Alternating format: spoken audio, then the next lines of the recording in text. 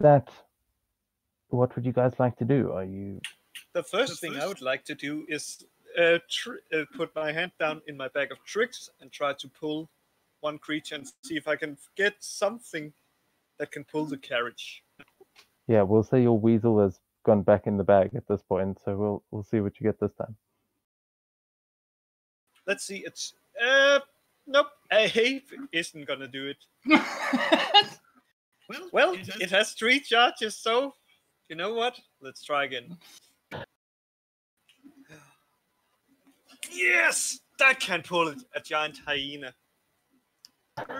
Because it's only 1 strength less than an ox. Yeah, Iron is currently rushing forward, looking for any sort of tracks, anything at all, to try get us going as quickly as possible. I'll join Ian as well. And I guess I'll be spending it. I would guess I'll be spending time basically what's called like securing it, the giant hyena to what's called the carriage. So hold on. Let's just quickly resolve what just came out of that bag. How many of them did you throw out? 2. 2. I got an ape and I got a giant hyena. Oh, an ape. Okay. Cool. I'll add those to the screen now. Too small to pull, or I think it's medium. So yeah, you encountered a couple of apes not too long ago. As you guys see Estrella reach into this bag and just throwing these little fur balls out into the street.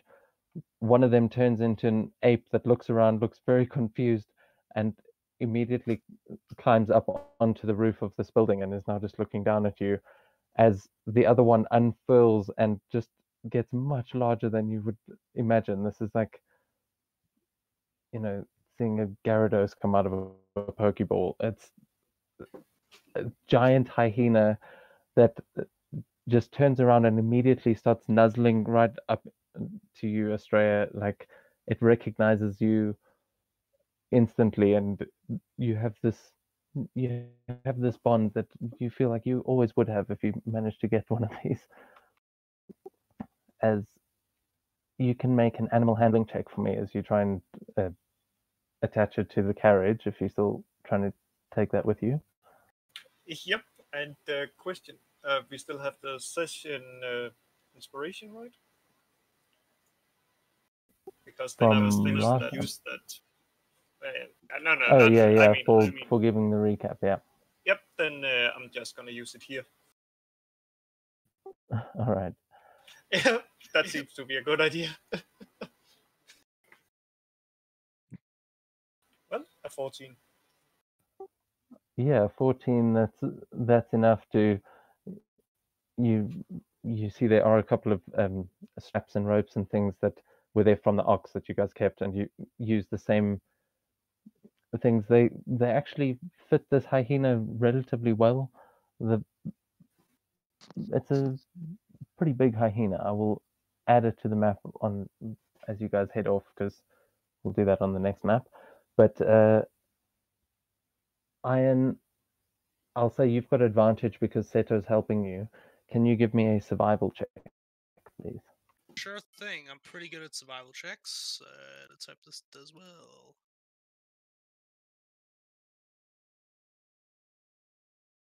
Yeah, there we go. Sorry, I'm just also looking for something. What did you roll? 27.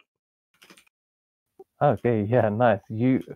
As you go immediately heading off into the forest, I will point out that it is dark at this point, and night has just fallen. The sun is set not that long ago, but you find a couple of tracks leading back towards the main road, and basically from where you came originally. You managed to follow those tracks all the way through this path that led to Kaio's collection, and you eventually make it to the main road, where the tracks become quite lost and like amongst all the horse tracks and other footprints. It's quite a well-traveled road, that. Can I get an idea of what direction the footprints were heading in before they started getting muddled up with everything? Well, they basically lead to the road, and then you can't tell. So it's to the right will lead you. I'm gonna just switch you over to the other map actually. Cool. So yeah, this one's pretty big. It might take a second to load.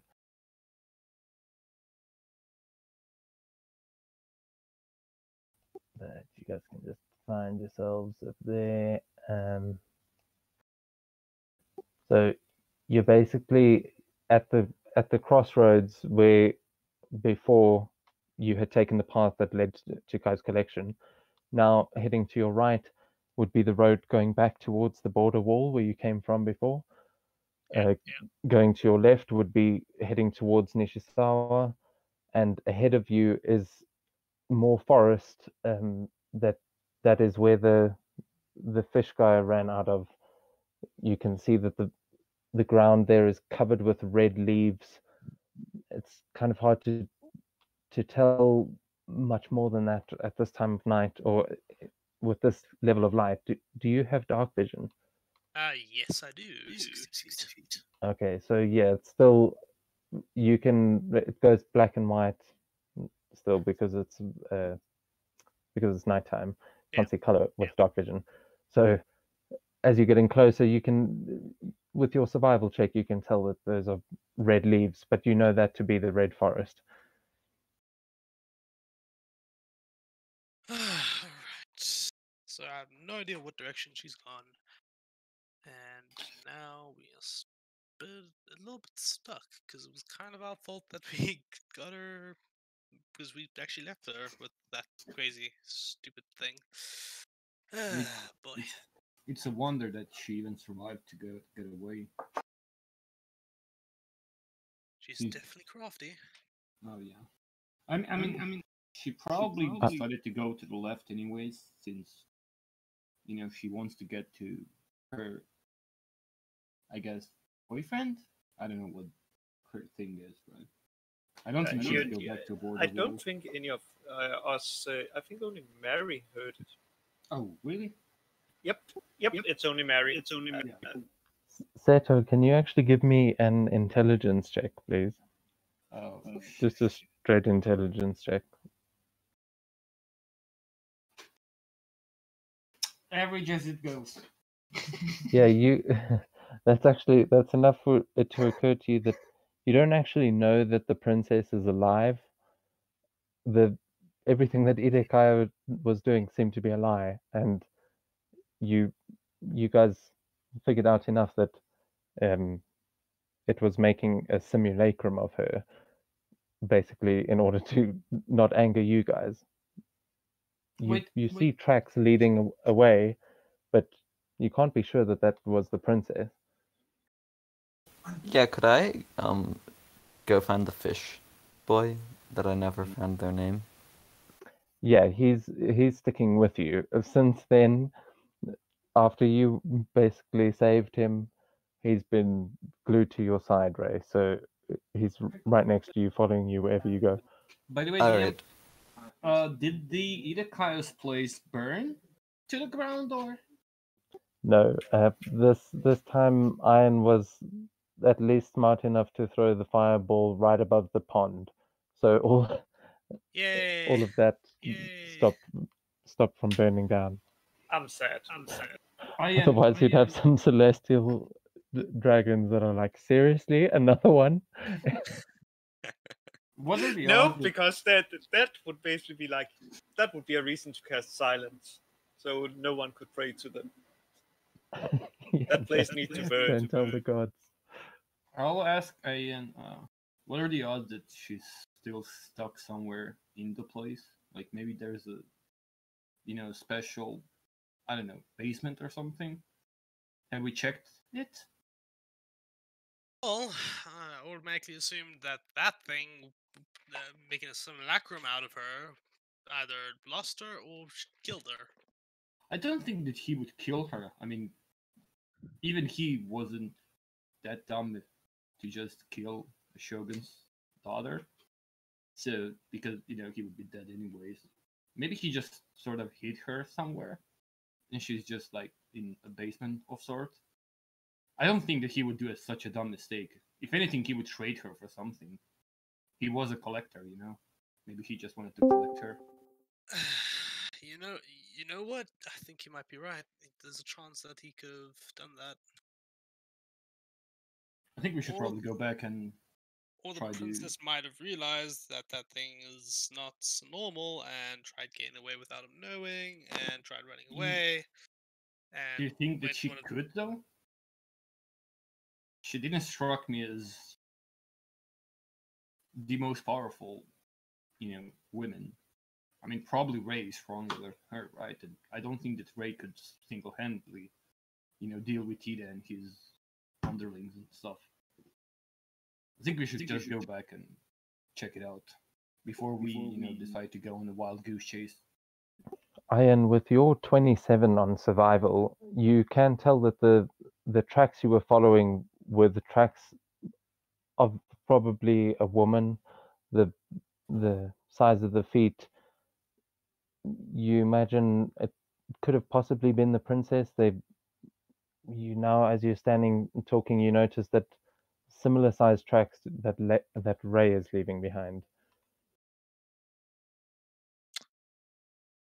Wait, what? I am very princess-like. No, Ray is not the princess. I think. Or maybe she is. Maybe she switched places in the middle of the night, and that's why she was agreeable. She was actually not a single leg for him. Or maybe they're just the same shoe size. I think we should just probably head back. I may have stolen a pair of the princess's shoes when no one was looking. Yep. And question: where in all this conversation am I located at the moment? So by this point, you've probably gotten your hyena all strapped up, and you've now managed to catch up to Iron, the party has gathered at that main road. So it's not that far from the main building. You've just basically walked down that entrance path. But you are there with your hyena and the carriage behind it, with the ape sitting on top of it, just Yes, picking Ungo its Bongo, nose. come with me. DM, whose shoe size did you say that is very similar to the princess's? Ray. Ray. Alright, so I'm gonna walk up to Ray, just pull a leg, try pull the shoe off, and try measure Jenkins. Ian, And Australia is very jealous. what are you doing with my shoe? I'm sneaking. I'm going up to Ray and saying, "He's trying to seduce you," and I'm very jealous. It's not very romantic, Australia. I don't think he's trying to do anything of the sort. I'm completely ignoring their conversation and checking the foot size to make sure that makes sense. It's impolite to ask a lady. He is down on one knee, but he is also grabbing at your foot like. I'm gonna kick him in the face. With no. Can I try dodge that? That's pretty fair. I'll say Not very hard. Yeah. Let's say Ray give me a strength save and Ian give me a deck save. And I can. Gets the higher I will roll. actually, if I may, I will inspire Ray with a song like "You Can Do It, Ray. You can pull him down." Or maybe not so much. Oh, what with the crit? As Iron, you nearly take a boot to the face, but you narrowly miss out of the way. It is impossible to get a read of this shoe or get any information on it though, because of the force that Ray is using to kick with, and especially inspired by Stray's song. She nearly shakes you off, but you manage to keep a grip of her shoe until she sort of calms down and gives up trying to kick you in the head. Can I just What are you trying to do? take the shoe off and just try measure using that nat 20? Yeah, I'd say with the nat 20, as you try and dodge out of the way of the kick, you fall backwards onto the floor, but find the shoe in your hand, and Ray, your kick now leaves you with a missing one shoe. I slap the shoe next to one of the footprints. I'm like, nope, the princess got away. And I'm like leaning down to Iron, and it's like, so the princess got away. Have you considered maybe trying to shoot her a message? Maybe that could reach her. Have you considered that? Nope.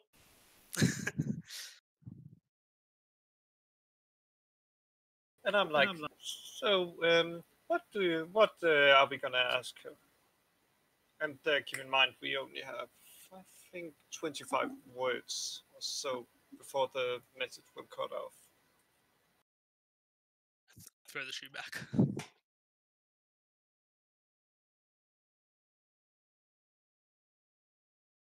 Yeah, Ray, you get your shoe back.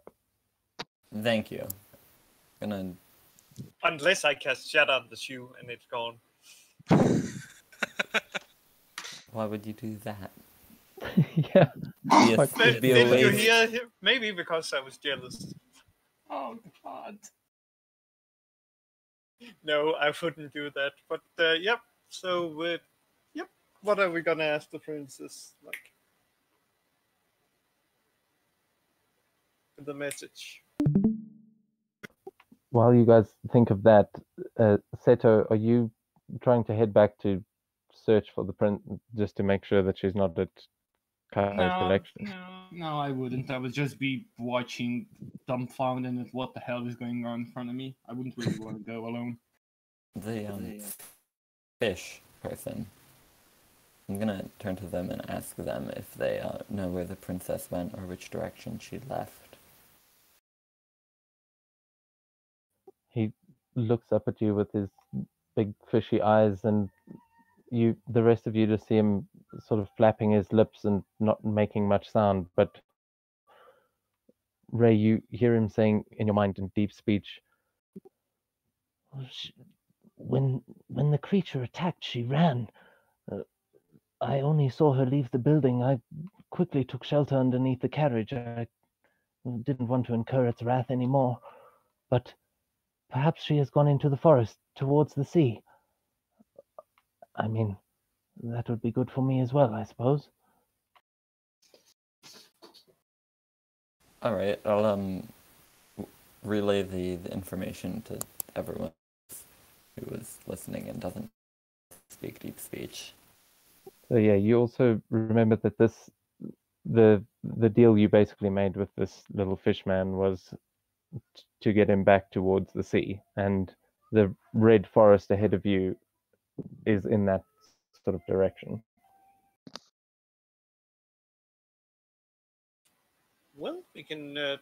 Well, do you still want to try to shoot a message to at least confirm she is alive, or are we gonna go in blind and just try our luck? Can you do it? Yes, I can do it. I think that confirming her whereabouts would probably be the best choice. If you can, anyhow. So, what you say to this? That princess, we have dealt with Idakayo. Where are you? We are near the Red Forest. Would that be a fine message to send her? Probably. Asking her if she's alright is a good idea. Yeah. Yeah, that can also fit in it. So what I'm doing is I basically says that what we said, and I'm casting sending. All right. Yeah, you cast sending, trying to target the princess. What are you saying? Princess, we have dealt with the Kaio. Where are you? We are near the. Where are you? And are you okay? And we are near the Red Forest.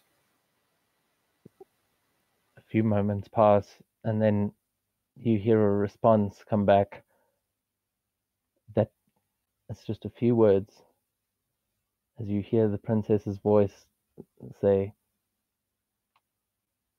"You left me. Eat shit and die." And that's it.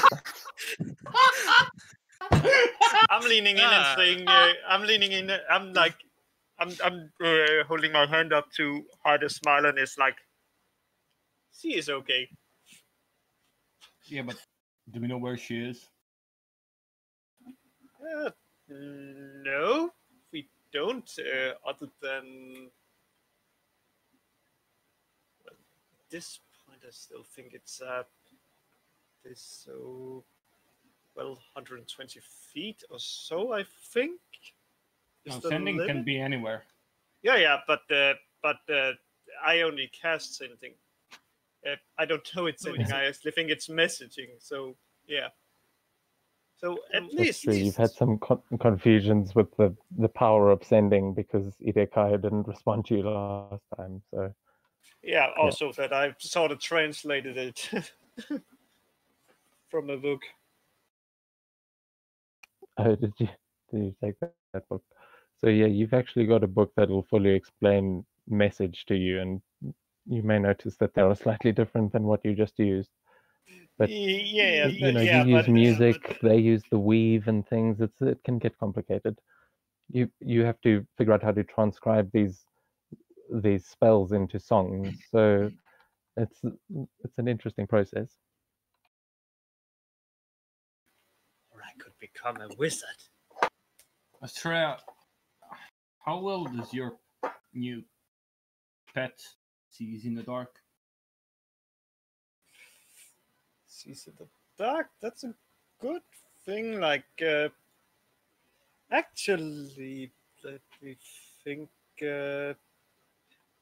I think I actually would need to roll something to know that. Like, I don't think that's something you gain knowledge of. Yeah, that's a good point. You can make an extra check for me, as you guys now see Rufus is busy sniffing the hyena, and the hyena is sort of like giving it this stupid look. It doesn't seem all that aggressive, but just has this strange sort of smile on its face. At first, you think it might be growling, but it's not making a sound. So 11. 11, yeah. With an 11, you're not entirely sure. You know that hyenas are good trackers, but you're not entirely sure if they are nocturnal or not. This hyena doesn't seem to mind where it's standing right now, though. It doesn't seem to be inclined to try and sleep or anything. Well, in case we are dealing with the night, look, I'm like rounding around in my pack, and then pulls out a lamp that I actually realized like I had. Well, could always use this one to get some light. Okay. I think that we shouldn't really waste any time.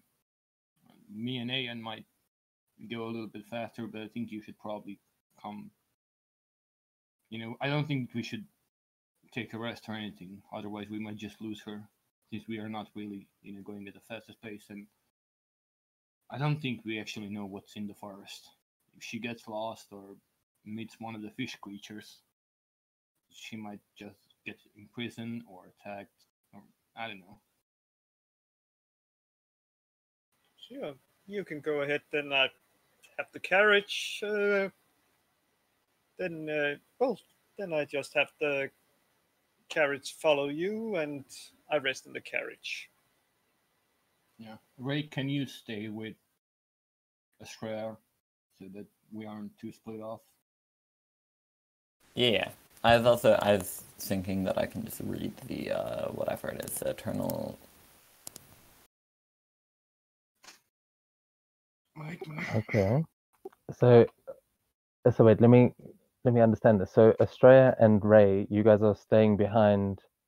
You're just going to camp out there and take a rest. What are you doing? Well, I don't know if the hyena can understand if I basically tell it to follow Ein, or I could use. Oh, I could use speak with animals, and then it would work. Wait, Okay, I see. You're trying to get it to follow them as Yeah. they go tracking into the forest. Yeah, and I will grab I will grab my possession. I'll just like cut a piece of the cloth that I have, and I'll give it to Estrella and just say like, let her sniff this and follow us. She looks like she could probably track that while we go a little bit ahead of you.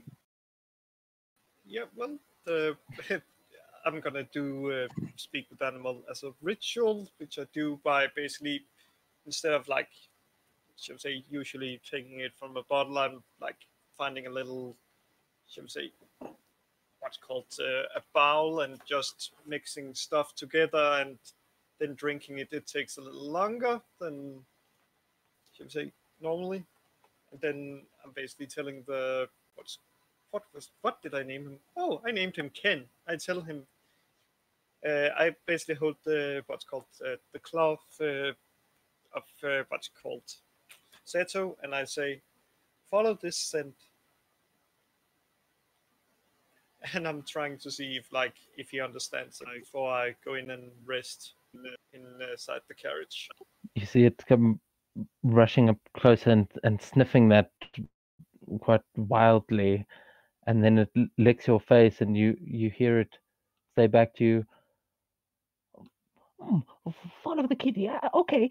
And with that, you also can just hear sort of mumbling coming from on top of the uh, carriage. But it seems like it has taken the scent and would be willing to follow. Well, I trust it, and then basically goes in and lays down and takes pretty much a short rest, and basically repairs the, should we say, the mental damage that Ibikawa has done. That because he basically tried to access a part that I've basically mentally sealed up. So I'm basically trying to that. Jerry, Alright, are you okay to follow with us, or you want to stay behind as well? well, they're all going with you. They're just going to be in the carriage behind. Boss members of the party are going to be scouting ahead, trying to pick up the trail. So yeah, Jerry, where are you? Are you going to be in the carriage, or are you following with Rufus? Yeah, I don't know who Rufus is now. Really? Alright then. Oh, Yeah, I was about to ask, where the fuck are we? What am I wearing? And who the fuck is this dog? Where Rufus? I forgot about that. Wait, he can't remember the dog? You all turn to look at It's a Jerry, different dog. I think you missed it. As you're asking him like what he wants to do, you notice he's just looking around, looking very confused, and while Rufus is sort of like paying some attention to the hyena, he keeps coming back and then like trying to nuzzle in towards Jerry, but he's very confused because Rufus does not look the same as the last time. The rest of you will remember that last time he transformed into a blink dog, but Jerry has forgotten this. I guess, Jerry, you could also just get a little bit rest. You seem under the weather, I guess. Go to Australia and just whisper to her, yeah, I'm going to leave you to deal with the rat. And I'm like holding into him like, I expect compensation later. You all hear the Rufus sort of whining as he tries to like make a connection with Jerry and Estrella. Because your spell is still active, you can hear this dog going, "Master, please, why won't you love me?" Oh, damn. Remember, it also speaks Sylvan, which I understand. Or no, it actually doesn't speak. It understands it. It understands it, yeah. Yeah. Well. Interesting. Well, I look at Rufus and says to him in Sylvan, I think your master was affected by the mental assault Idakayo tried to do on me, while mine is less severe than his. I think he may need a little rest to recover. The dog growls and barks as you hear it say, "The red goo! Ah, I hate that stuff. How can we make him better?"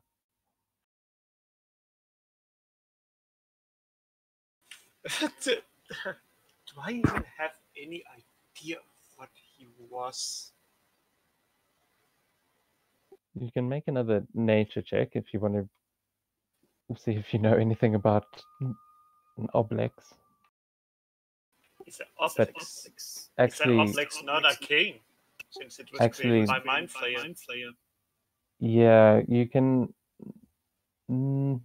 At this point, actually, there's no way that you would know what that creature was. There's no way you would have encountered one of those before, and there's no. It is a completely alien creature. You've definitely never heard of one of those things before.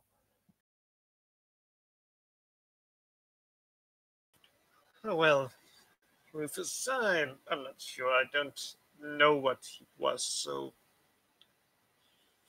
I don't know if he gets better from a little rest or if he needs a long rest, or we need to find someone that can fix him. Maybe Celia could fix him. He seems good with mental damage, but it's a little long to get a hold of her. You can also make a medicine check if you want to try and see what you know about like memory issues. You pretty much all understand that 14. Idokaya was stealing things' memories, and that you know that restoration magic is pretty good for healing people's brains, but this is pretty serious. I doubt you've ever seen a memory loss quite this bad so quickly. So greater restoration is probably the way to go.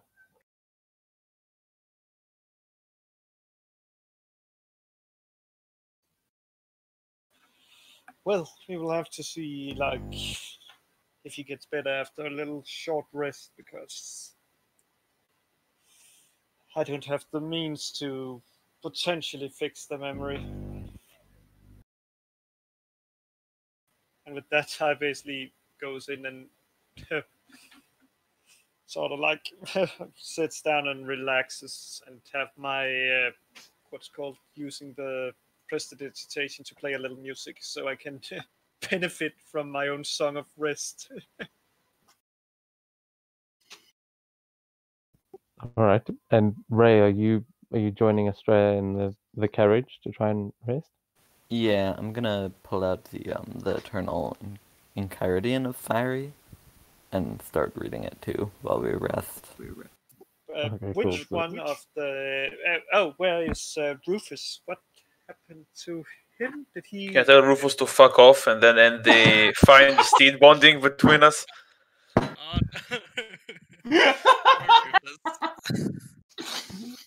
Fuck Wait, off. sorry. So you tell him to fuck off, and then what? And the fine steed bond I have with him. so you ending. So now does that will that make him dissipate, or will that disappear? make him? He will disappear, Yeah. and when he uses Find Steed again, Rufus will reappear. So yeah, you see this dog sort of whine, and as he comes closer to you, he just disappears into that same puff of teleportation smoke that you've seen before. But yeah, Rufus is no longer with you guys. Thought Ian is gonna drop his backpack filled with shit on the cart because traveling light in a manhunt is pretty important. Same. Gonna just grab a few rations. Pretty much drops like 80% of his stuff and just. I was second thought again. starts running off into the darkness to try and find this goddamn princess. And Okay, suddenly a fireball appears in the dark. yeah, I wouldn't be surprised. Are Oh, you you don't running know the old towards meme. Are you running towards the forest or down the road? I suppose down the road is where the princess would have gone. I will do the same, but I'll run into the forest. I think we can probably send a message to Ian if he finds her. If we find her, I guess. Since I think it's probably smarter to go into the woods. Okay, so Ian, you notice Seto's going in the opposite direction. You carrying on down the road, yes? Well, I suppose you went ahead first, so you'll notice pretty quickly that no one's following you. But Seto, the hyena, is going to keep pulling the cart and follow behind you. I will not go too deep into the woods. It's like sort of like going like maybe 30 to 60 feet from the road into the woods. Okay, yeah, you can do that, and you're looking for tracks as well. So you can make a survival check for me. Have you got dark vision? Yes, 60 feet. Okay, so you can you can just give me a straight survival check, and Iron, you can also give me a straight survival check if you're looking for tracks along the road. So I'm But- gonna bring his backstory just a little bit here. This isn't his first manhunt, in a way, because this is kind of what he's been born to do. So he's gonna do the best he can in tracking, because this is what he does. Yeah, you would have disadvantage because of you would have had advantage because of who you are, but you would also have had disadvantage because of how well traveled this road is. So it's just going to be a straight roll. Alright, cool. Who's in the cart with me? Estrella, and Estrella, Ray, and you. yeah, I just ask you guys if you have any idea where I got the armor and the sword, because I can't really take it off, and the sword just keeps telling me that I'm the one for it. I'm like, You know, sometimes you just wake up with a talking sword and you don't know what to do. Just one of those days. Jerry and Ray, you can both get inspiration. I'm looking at him and says like, you can't get it off. At least, it's not the arm I heard of that basically when you try to take it off, it sort of takes its toll on the person because it really likes to be with the user. But where you got it from? Good question. Maybe a monkey gave you it. What monkey? A king of monkeys. And no, not the one in the Empire State Building. What is Empire State Building? You see the ape hang his head through the window and just start waving his arms around like it's probably just a bored monkey. But Jerry, you see a monkey as you're talking about it. Yeah, I have no clue what Monkey King you're talking about.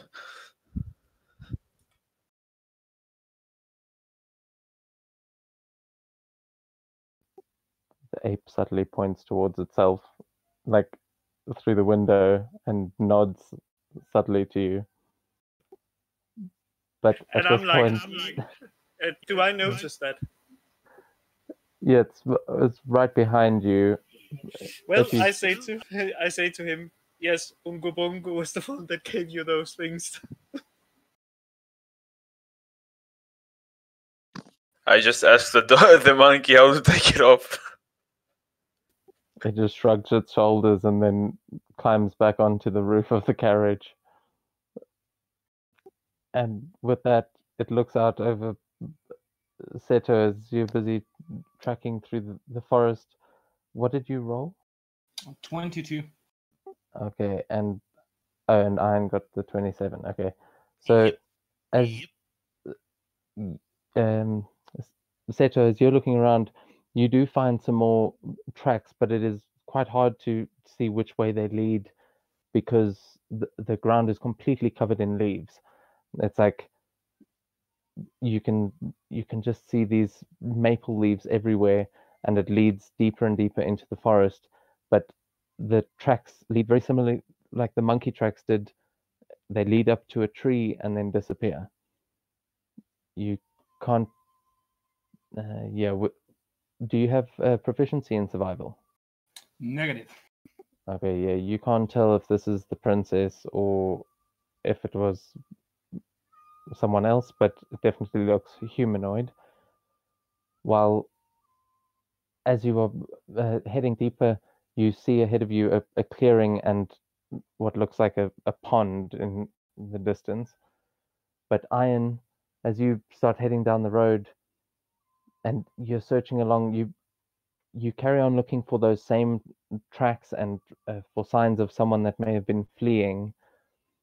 You don't find any obvious, like anyone running for their lives kind of thing, but you do see similar sized footprints leading all the way down the road.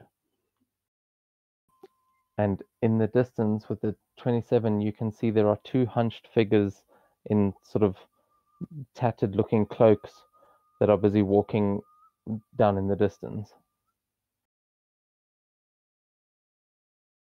Are you moving us on the map or not? Like, At this point, until you actually get to a location, it'll depend because you guys haven't moved that far away from each other. Wait, did Ian came to that crossroad or not yet? No, he's now you guys are basically he's kind of there, and you are over there. So you guys aren't too far away from each other yet. Are you going to keep heading down the road, Ian, or Seto, are you keeping heading into the forest? Seto decides this is what he's going to do first.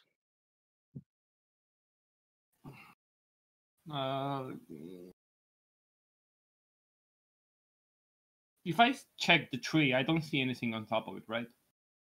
If I just look at the top of the tree where I... No, you don't see anything obvious in the tree. It seems like it either the tracks, whoever this was, either climbed up the tree or probably went around the tree. It's just you can't see where the tracks go from here. You lose the trail. And I don't see any figure near the pond. Make a perception check for me. This should be fine, right? Fuck you, game. As you look towards the pond, you don't see anything, but it is very dark out here. It's hard to tell, but you don't see anything moving around. How far is the carriage from me? Like near or? It's the hyena's following you pretty close. Like you don't really have much of an element of stealth, but it has been slowed down as it's moved into the forest. It's a bit harder to pull this carriage along here. So it's probably about 40 feet, or it's probably about 20 to 30 feet behind you at most times. Yeah, I don't think it would be too smart to just split the party. So I'll start heading towards the road in order to, I guess, rejoin Ian.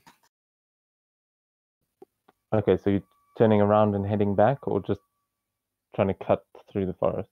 I'll try to cut through the forest to where I believe the road is. So yeah, as you follow this path, you hear some branches breaking in the distance, sort of coming from back towards the pond. But other than that, you start heading back towards the forest. We'll switch over to Iron. as you see these two figures in the distance, and you're following what you think might be the princess's tracks, what would you like to do? First thing I want to confirm is, are these what do these two look like? Do they look like just normal merchants that are just using the road to get to where they need to go, or what? Make a perception check, actually. Righty.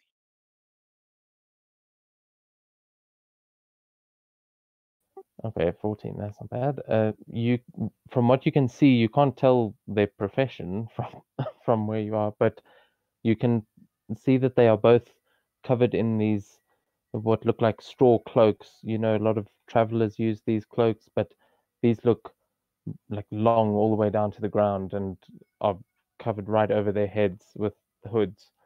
They kind of look like shambling, like grass cloaks. You can't actually see the people underneath them. But humanoid, like average height, they seem like probably people.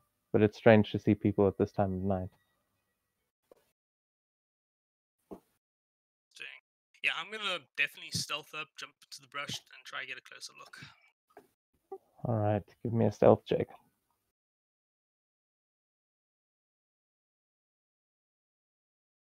All right, 21, nice. So as you do that with all the skill that you have acquired over these years, you manage to sneak up closer to these things. But when you get closer, you notice that each of them looks like they're wearing some kind of a mask. If you imagine the mask from Scream, it's like that. So it looks like it may be made from the same, maybe a similar material to your own, but they have these long gaping mouths in the mask. Are they equipped with weapons? Nope. They're just sort of shambling along the road. They're walking strangely slowly. They kind of give you the creeps.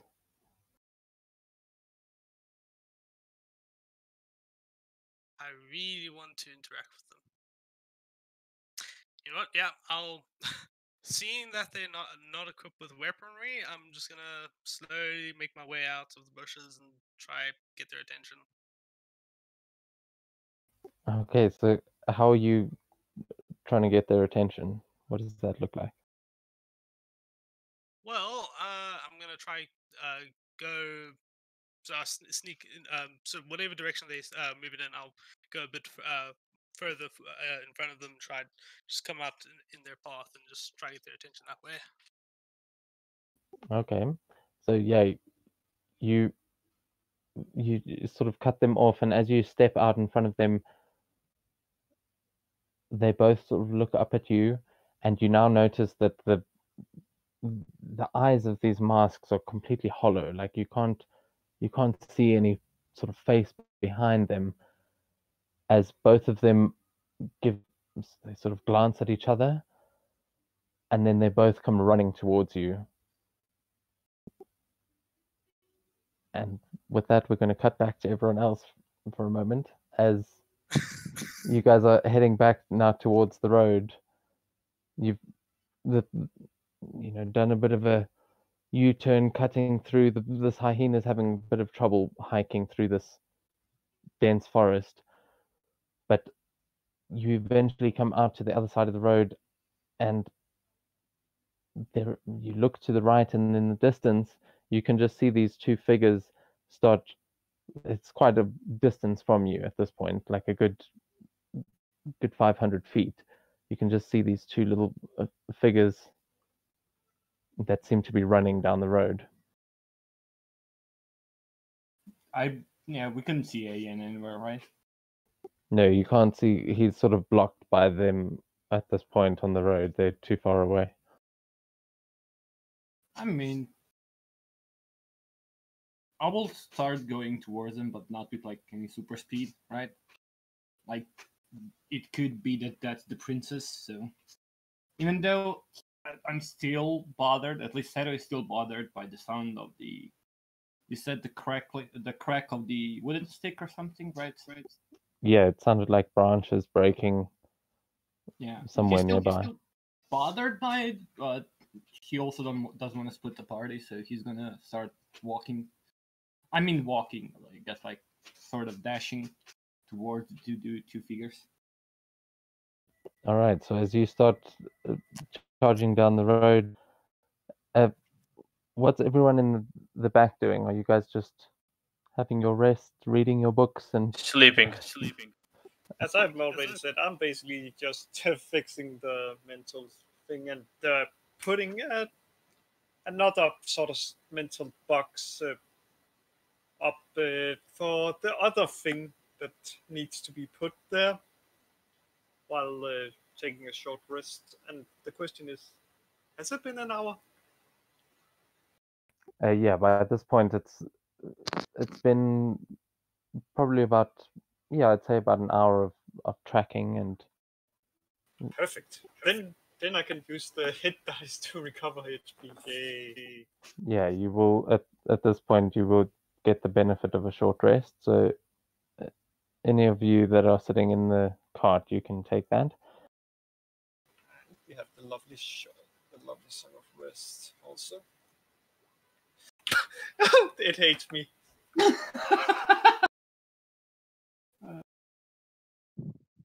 Wait, that's sorry. How much did you heal?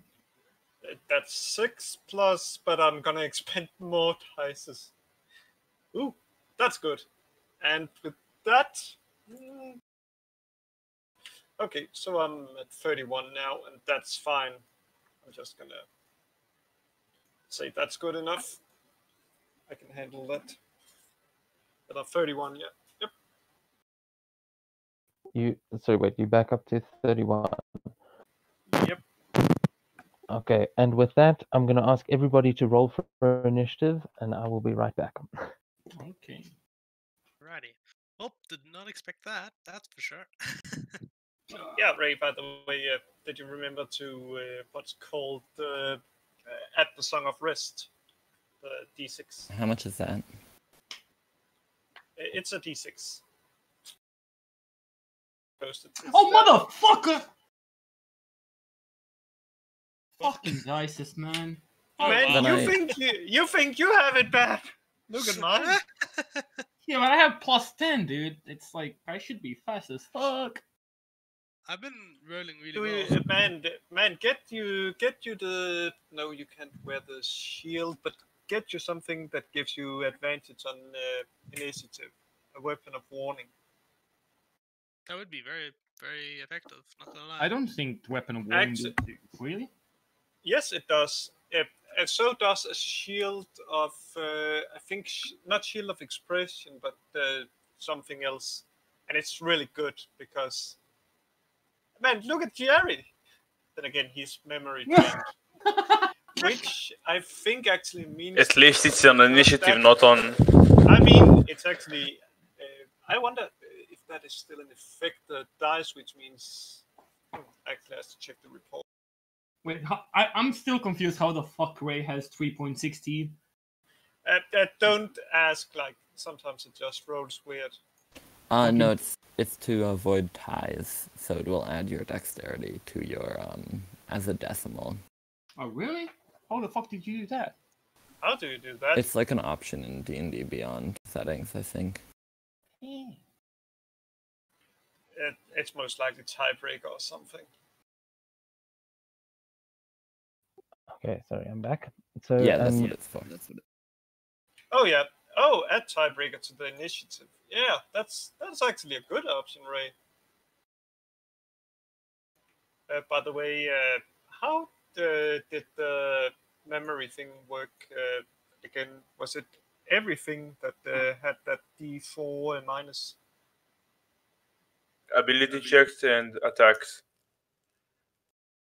And initiative is ability check, since it's affected by jack of all trades, but doesn't really matter. that is actually true. It does apply to initiative as well. Okay. I have -2. What now? Jesus Christ.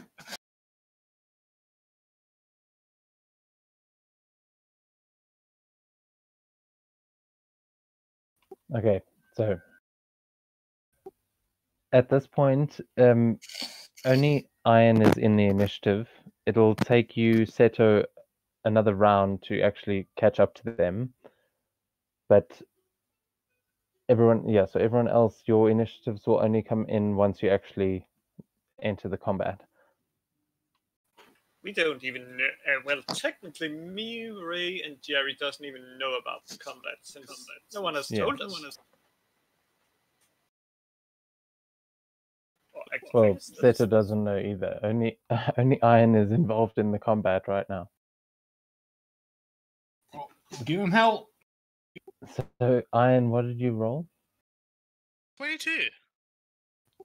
What? 22? Yeah. Nice. Okay. And Australia? I got exactly what it says, a 9.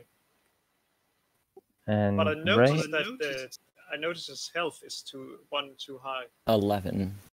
Okay, I'll level that. 11. And are you back at full health? Yeah, I am. Okay, and Jerry? Yeah, I'm full health. I got 1 on initiative. I'm full health because I just lay on hands. Last session. Okay. Yeah. In other words, he laid I know himself. you did that. And Seto? 15. Okay. Oh, that actually works pretty well. And so, Australia, you're on 31. Yep, that's correct. That's what they look like. Okay, that's a lot worse than I thought. The one I had in mind. When I heard the mask, man, I instantly knew what they was, but that's metagaming to know that. Well, with that, Iron, you see these two figures running towards you. What would you like to do? Okay, I just want to confirm. Can I pretty clearly see that's what they look like? Yeah, now that they're running towards you, as you step out into the road, you can see them pretty clearly. Okay, this is something I don't want to deal with. I'm gonna run straight into the forest, use my action to dash, and then I'm gonna hide. Because that is not what I want to deal with. Before you do that, as you look upon them now, I need you to make a Constitution saving throw. Ah. Because this thing, as you looked into its mask, yeah, it has a death gaze. Oh, 16. Hopefully that saves. Oh yeah, that saves, which is good for you, because wow. Okay, didn't read that ability before. Are any of you immune to being frightened, by the way? So I know. I have advantage on throws against it. Okay, but no immunities. No. Okay, so yeah, you can. You don't. It has no effect on you, Iron, as you turn in. So you're just running into the forest. Oh, I'm getting the hell out of there. I'm just gonna, so I'm gonna use my action and movement to just run off into the forest. So that's 70 feet of movement. If possible, I'll hide up a tree like a cat. All right. So give me an acrobatics check to try and climb a tree. Sure thing. I have pretty good acrobatics. Yeah, there we go. So 19 acrobatics. Okay, nice. So yeah, you managed to run into the wood, amble your way up a tree. As that'll take us to the end of your turn. The bonus action. Bonus action. Yeah, I sort of assumed. You can give me the stealth roll as well. Yeah. Oh, that's not great. Okay. Not great. Yeah, not your greatest, but your cloak does start doing its job up there, as the Bodak at the bottom starts chasing you. It is not that far behind you, although you do gaining speed on it really quickly. It's chasing you into the forest, and it starts looking around. I'm going to see if it can actually see you, find you. We'll get disadvantage on its check to find me. This is my cloak. Unless it's want to smell you out. Yeah, unless it does that. Yeah, no, but it got a 19 to you, so shit. it does notice you. That was with disadvantage. So as it looks up into the tree, not much of a climber, this thing, but it is going to. Let's see. Okay, 60 feet. It's going to just look up at you, and as you sort of watch down from above and see if it's going to notice you or not, it looks up into the tree and uses its withering gaze. I need you to make another Constitution save. Yeah, sure. Oh, I'm dodging bullets here. What was it? 19. A 19. Okay, so you take half. You take 15 damage. It was 29 actually, so 14. Is that right? Yeah. Ouch. Yeah, you look down at this thing and you just start feeling your very soul being like pulled away from you. Picture a Dementor from Harry Potter. Like that's basically what this thing is doing to you from down on the ground. Oh dear. That's not great. That is going to be that one's turn, as the other one is going to follow it. Is following behind it. Let's see if it notices you. Can you tell us when we get there? Because I have a question about it. You will get there at the top of the next round, basically. But at this point, that was an 18. What was your stealth check? 17. Oh no! So this one, as you're staring down, another one appears and tries to do the same thing. I need you to make another con save. Oh boy. No. oh shit! You take 24 necrotic damage. I am down.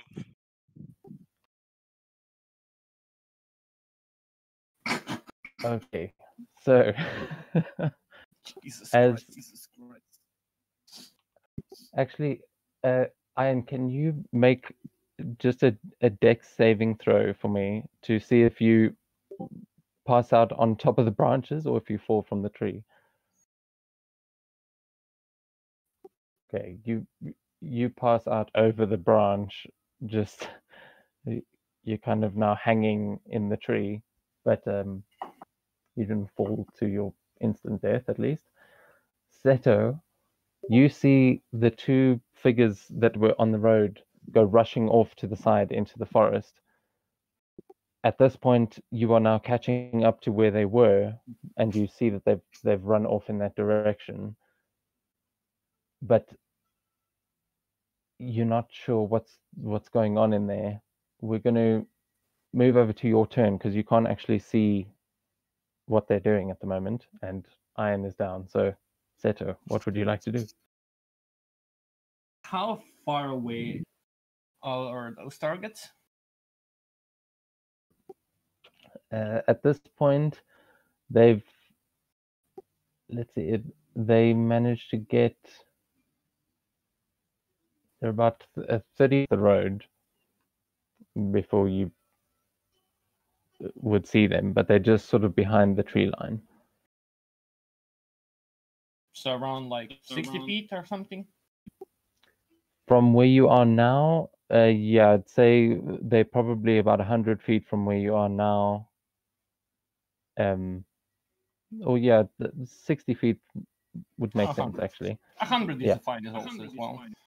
I'll jump on all four and I'll start like sprinting. I'll use feel and agility and I'll get an 80 feet of speed. And I'll try to get I'll try to just run while keeping my eyes on it Okay, yeah, you can.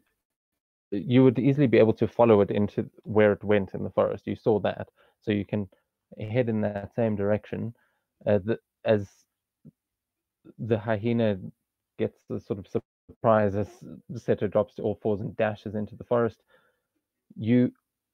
as you sort of come around the clearing or come past the tree line, you can see both of those creatures now standing at the base of a tree, looking up into it and sort of clawing at the tree, half-heartedly trying to climb it.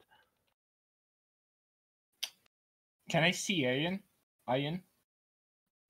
Make a perception check for me to see, because you can see that they're attacking the tree. You would naturally look up. At this point, you can't. He's lying there in his camouflaged cloak, which would give you disadvantage, and a 10's not going to be enough. They didn't notice me yet, right? No, they seem much more interested in whatever's at the top of this tree. Can I grab some of my shurikens and I'll just hold an action? And if they start climbing, I'll throw a shuriken at them. I kind of want to stay like low before everybody catches up to me. Okay, it looks like they are trying to climb the tree. That is what they're currently doing. It's just they don't seem to have gotten very far. But they are so basically on the round that you couldn't see them, they were trying to climb the tree, and that's what you're running up on now. So they are kind of triggering that action. Okay, then I'll. Fuck it. I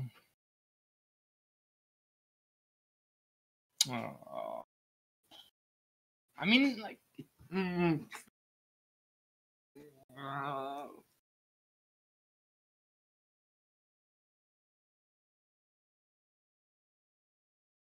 I don't know if it makes sense for me because I don't know Ian is there.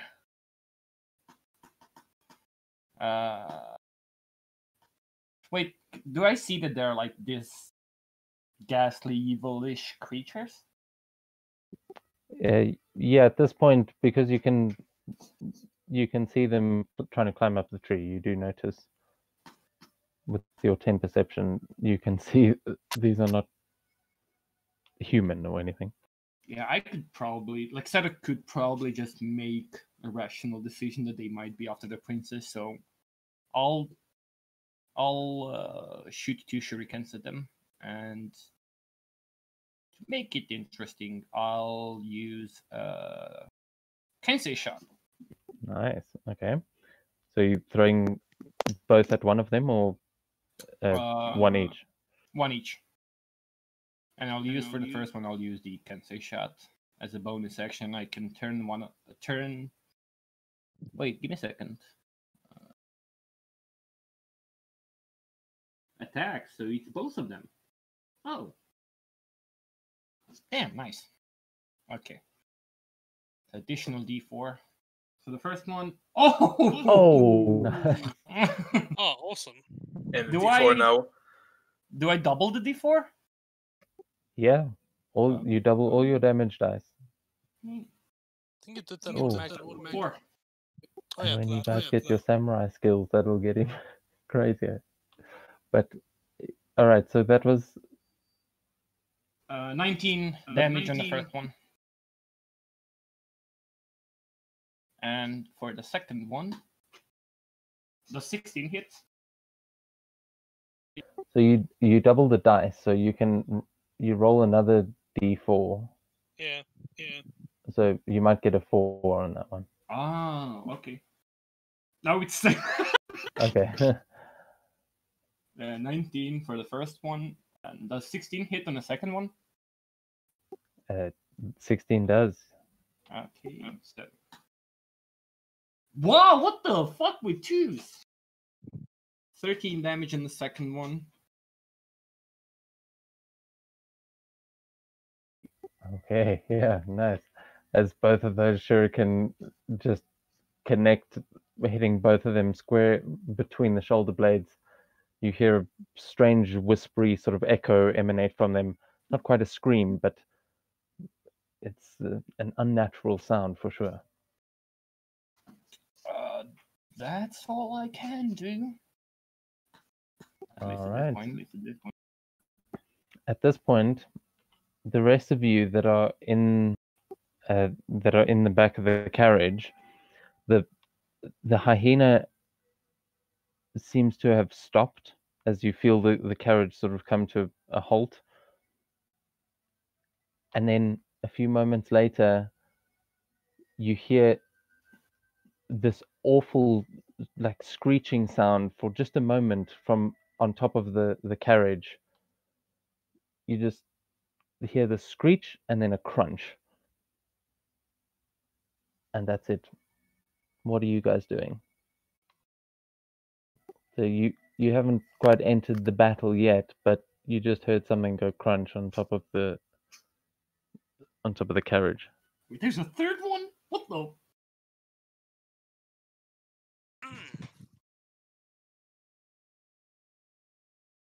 This is how the party dies. I'll Great, thank you. poke my head out the carriage yeah. and look around. Okay. I'm still sleeping. Make a perception check for me as you poke your head out. Are you just sticking your head out the window, or are you going out the main doors? Right back. Oh wait, I'm gonna go to the main door and just lean my body out and look both ways. Okay. Well, if you're opening the main door, you won't even need a roll, because as you swing open the doors, you look around for a second, totally quiet, and then you look up and you see that sort of floating above the carriage that just comes drifting over is one of the largest creatures you may have ever seen in your memory. It's definitely the biggest thing you've seen. Maybe that Cyclops was pretty big, but around the same size. You see, I'm going to send it in the initiative now.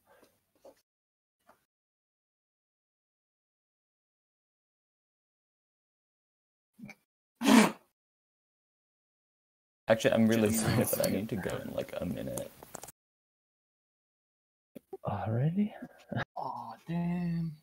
No, it's like every time a fight starts, something comes up and I have to leave. It's so annoying. Yeah, it's like you haven't established what times we're playing. What times work for you? We need to figure that out so you don't have to leave in the middle of every session.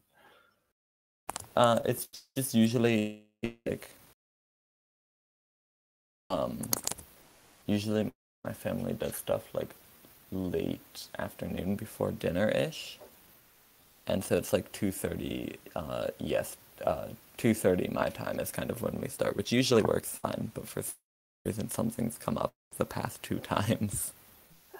All right, yeah, no, I mean, I know, just unlucky, but you okay, well, I guess we'll end it there for you, as you see the Oni floating above behind your carriage. Sorry. Thank you for running this.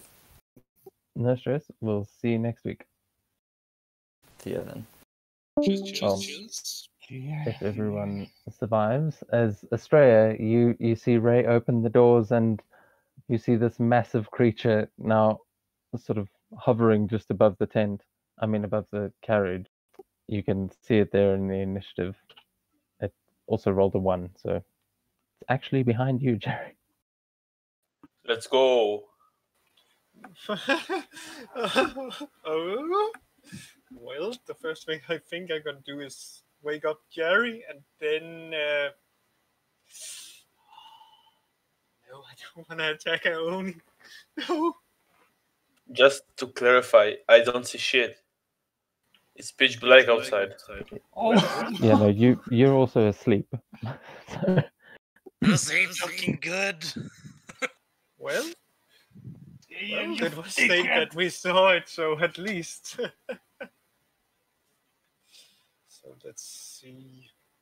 yeah, we'll say at this point, Ray opened the doors, saw whatever was out there and just fell over backwards and fainted. Like clearly the mental stress of whatever the hell she just saw out there was too much. Well, oh my god. Oh, this is hard. This is really hard. I guess my curiosity will. Yeah, I guess I will be basically opening and checking what's outside, what basically caused Ray to faint. Yeah, you stick your head out and you see that Oni. It's close enough that you can see it clearly, and what you also see is blood dripping from its mouth as the arm of what looks like some kind of a monkey or an ape is just in its hand, removed from the body. Oh, I guess that was the end of Ungo Bungo. Oh.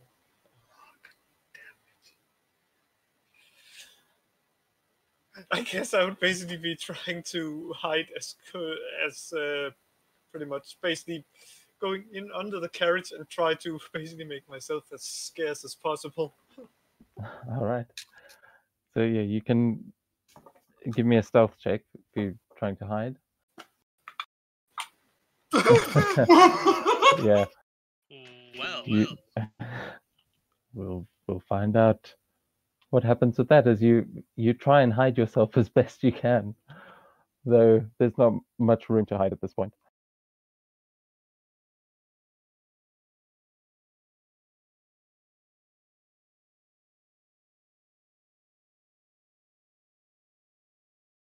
So is that your turn? That's my turn, yes. All right, so now it'll actually take us to the hyena's turn. What would you like it to do? Pretty much, if I can hold on to the carriage, I would basically have it like as far away from that thing as possible.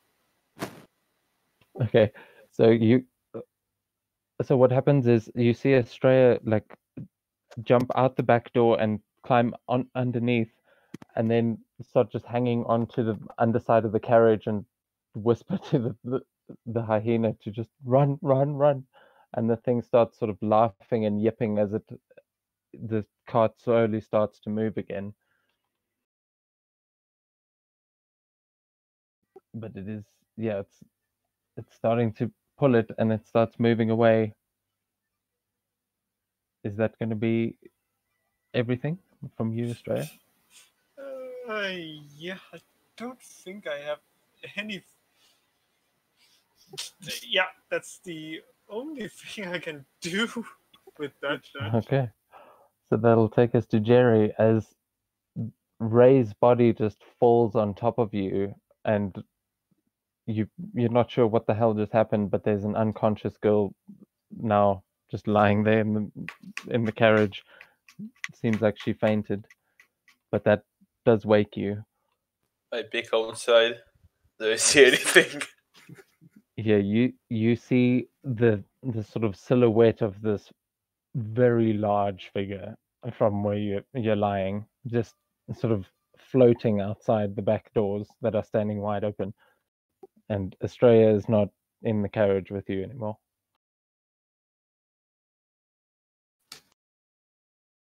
I just tell him to keep it down and return to sleep. All right. And as you as you say that, and you sort of roll over, try to go back to sleep, you hear a voice say, "Oh, but I'm so hungry, little mouse." And you see this massive hand start reaching in towards you as the Oni starts climbing into the back of this carriage. Legitimately terrifying. And it is going to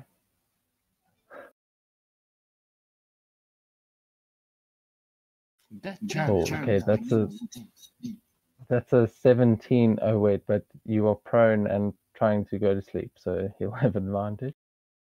Oh, nat 1 on the next one. So that's a 17 to hit. Yes. As Jerry, as you sort of try and go back to sleep, you see this massive hand come in and just try and grab you while you're in your sleep. But you very quickly notice that that's not Australia, and whatever it is trying to get you. As another hand comes in towards you.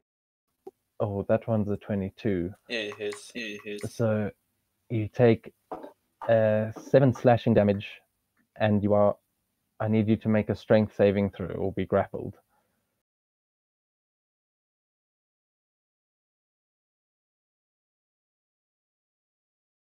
$17. Okay, yeah, you make the save, so you manage to kick your way out of its hands, but its claws just cut through you and 7, you you take said, that- right? yeah, 7 slashing. And that is going to take us to the top of the round. As Iron, I need you to make a death saving throw.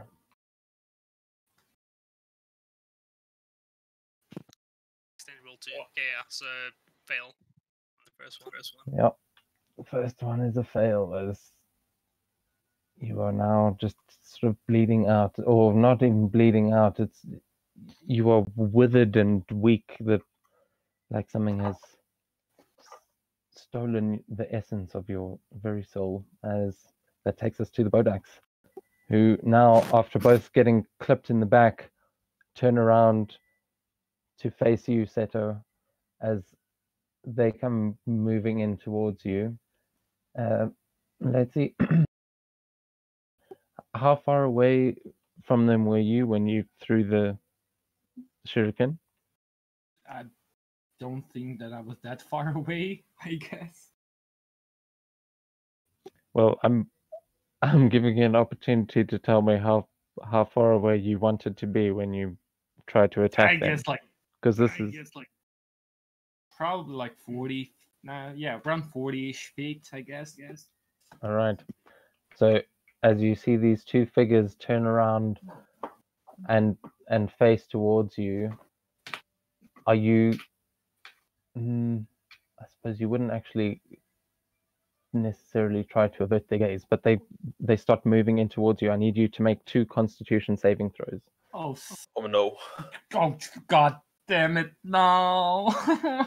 Oh shit. I'm not even proficient with it.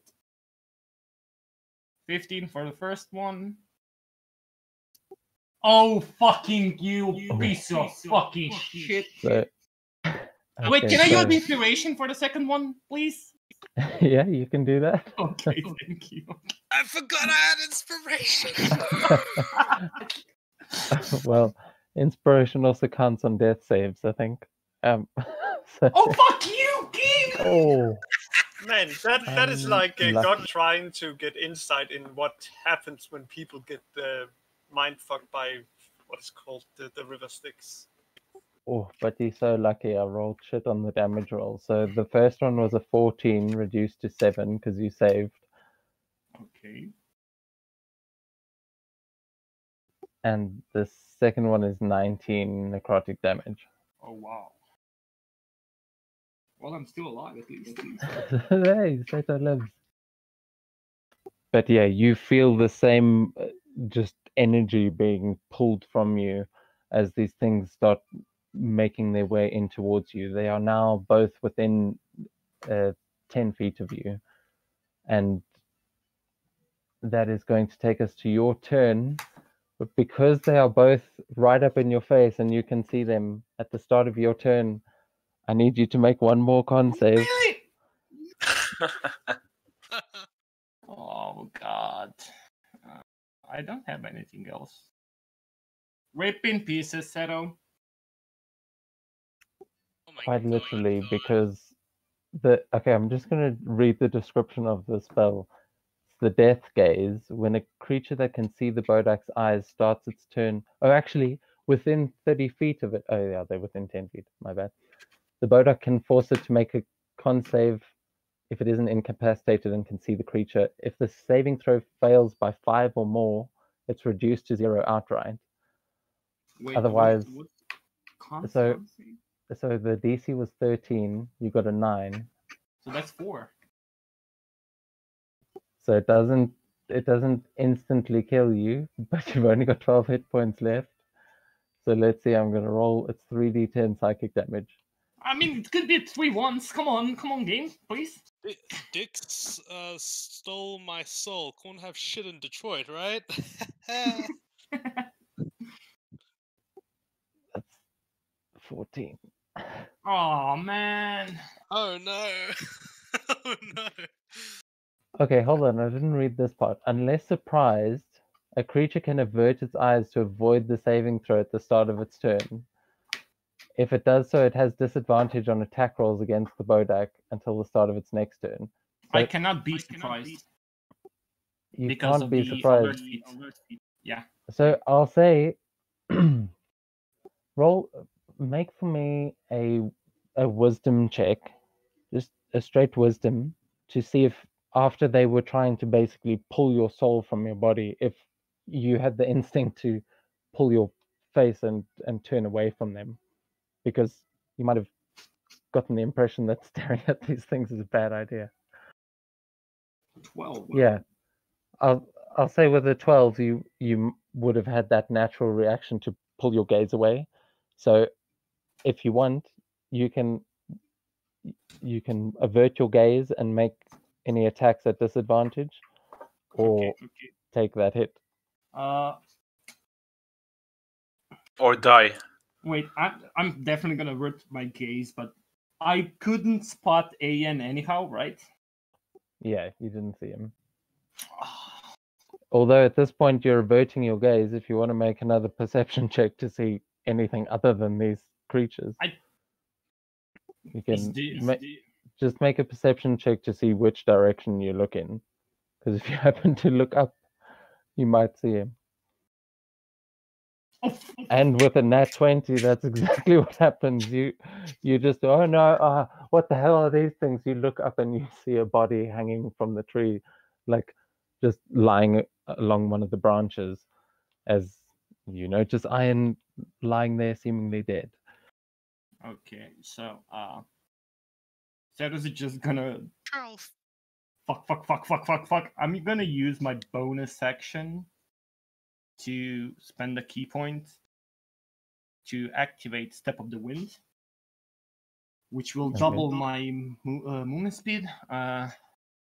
I also have Cat's Claws, so my climbing speed is 20 feet. Is there any way for me to reach AN this round? I have 80 feet of speed and 20 speed of climbing. Yeah, with Step of the Wind, you can give me an acrobatics check just to see if it's really low. I'll say you won't be able to get all the way up the tree, but if it's above 10, There comes the one. and I made it a DC 10. Like it wasn't going to be that hard, but even with a nat 1, like you almost got it. As you are trying so hard not to look at these things, you just keep your eye on the tree, and you run right between the two of them, and you start trying to scramble up this thing. But you notice why these creatures were having trouble. It's they've removed most of the bark. It's hard to get a grip. So you are at the base of the tree at this point. Can I use my action to dodge? Because I haven't used my action. I only used Step on the Wind as a bonus action. Yeah, that as an action, if you just want to dodge, you can do that. I can't really do anything else because I can't get to him. And that's such a great plan. Son of a bitch. Yeah, I'll use dodge. And I'll avert my gaze and just go try to just sort of feel the wind around me while trying to dodge everything. Yeah, all right. You know that there's two scary things behind you. You're making very certain that you don't get smacked from behind as you try and climb this tree. That is going to take us to Estrella's turn, back at the carriage. You're currently hanging onto the bottom of this cart, but you can feel it moving around as the Oni tries to climb into the back and is going for Jerry.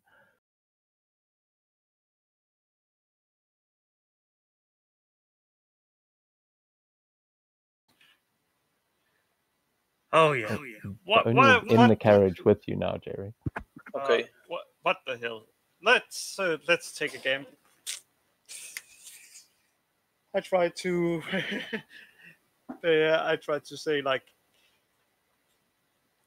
why do you want such a little thing when I potentially can get you a much bigger thing to eat? So what do you say that you let me and my friend go, and in exchange, I give you a bigger thing to eat? He make a persuasion check for me. 20. He looks around and goes, "Who said that? Yes, I am so hungry. This little mouse is not enough.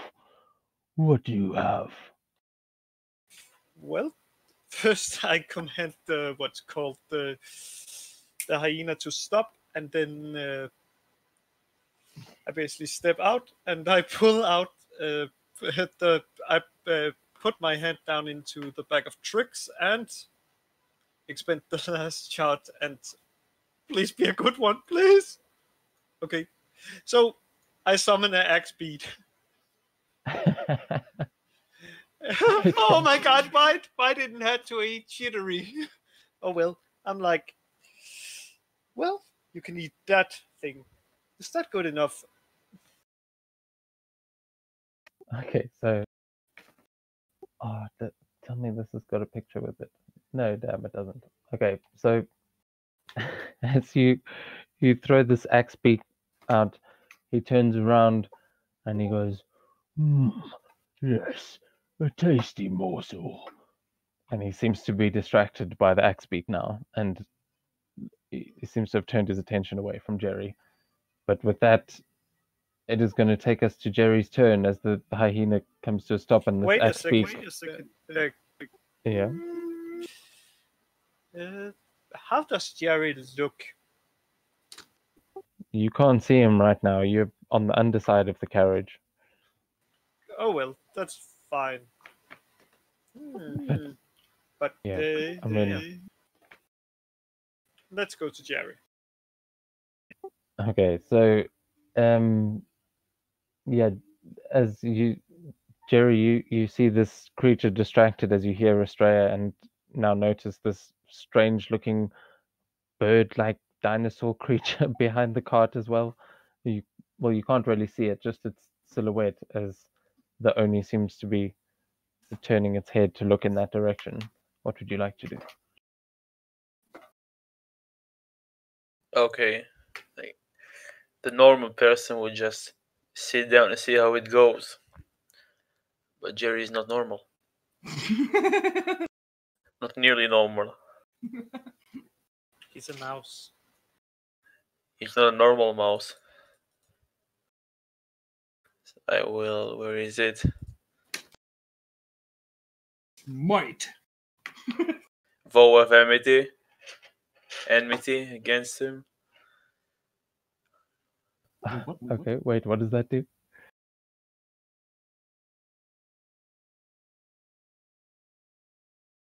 Oh, I thought it was the one where it basically forced him to basically be vulnerable to stuff.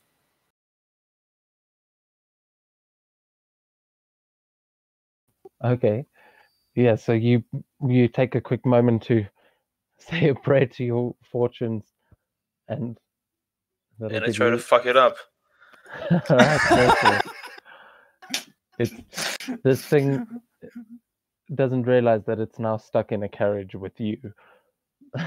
You fucked up. They never do. Yeah, make your attack roll, or do whatever you want to do.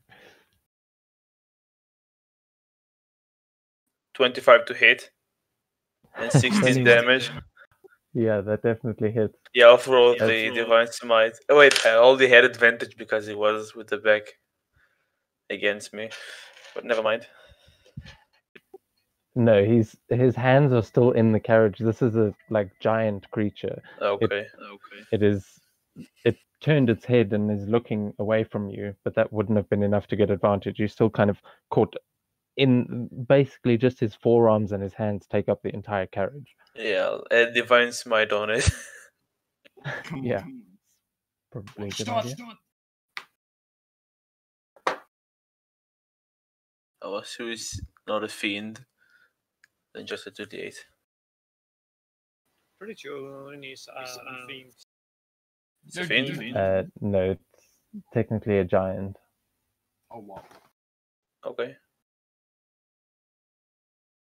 That would make sense, though. I'd say at this point, because it is in this world, that they kind of work differently to how they do in D&D. D&D, they usually actually like ice giant monsters, but in this case, I will say that it that would apply because they are evil spirits. So it's a fiend. Yeah, I'll say you'll get that More damage. bonus. More damage. Okay, extra 8 damage. So Okay. it's 24 for the first hit. I can roll the 1d4 if you want to, but I think a 21 will still hit. Yeah, no, the 21 will hit. But what was the damage on the first one? 16. The second one, I didn't roll the second one yet, so it's a 24 in total. Yeah, 24 total. Okay, cool. Now the second one.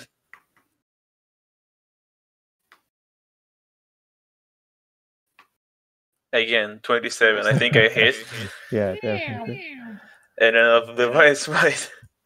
Good thing I didn't use all the first level slots. Are you kidding me? Damn those rolls. 21 damage. So 45 damage in total. So what does this look like? How are you doing some major damage to this creature and you have hurt it?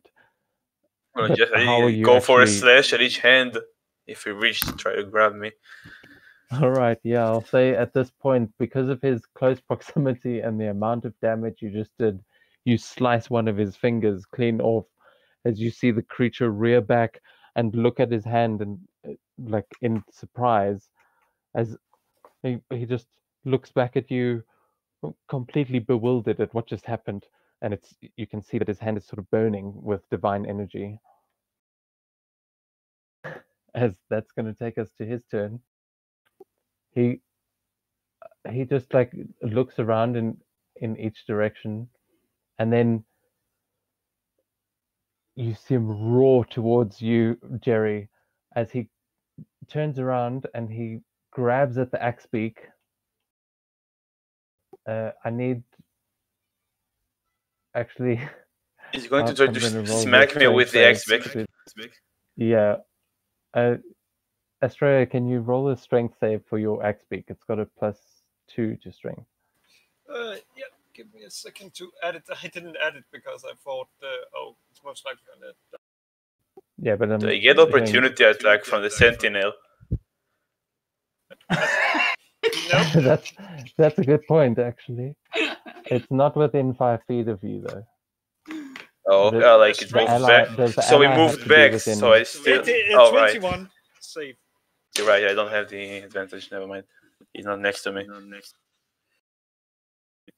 Still gonna it's name it jittery. Well, it's a 21 and it's safe. 21. Okay, nice. So It's one as from natural that takes- 20.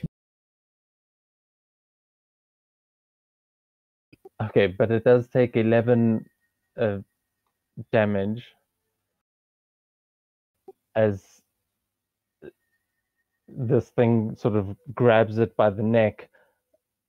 I'll say because it takes up 10 feet. Yeah, I'll say actually, Jerry, you would get an opportunity attack as it leans out to Yes. grab that and try and Yes. swing it back at you.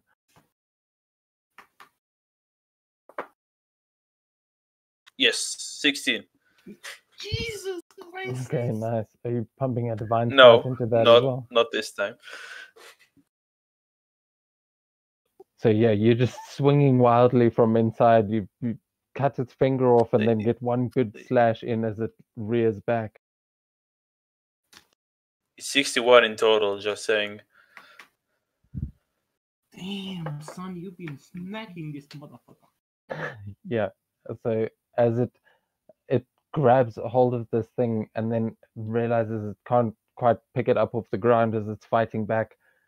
It gets annoyed and it reaches its hand up to its back and grabs the club that is on its back and just swings it right down towards the top of the carriage and towards you, Jerry.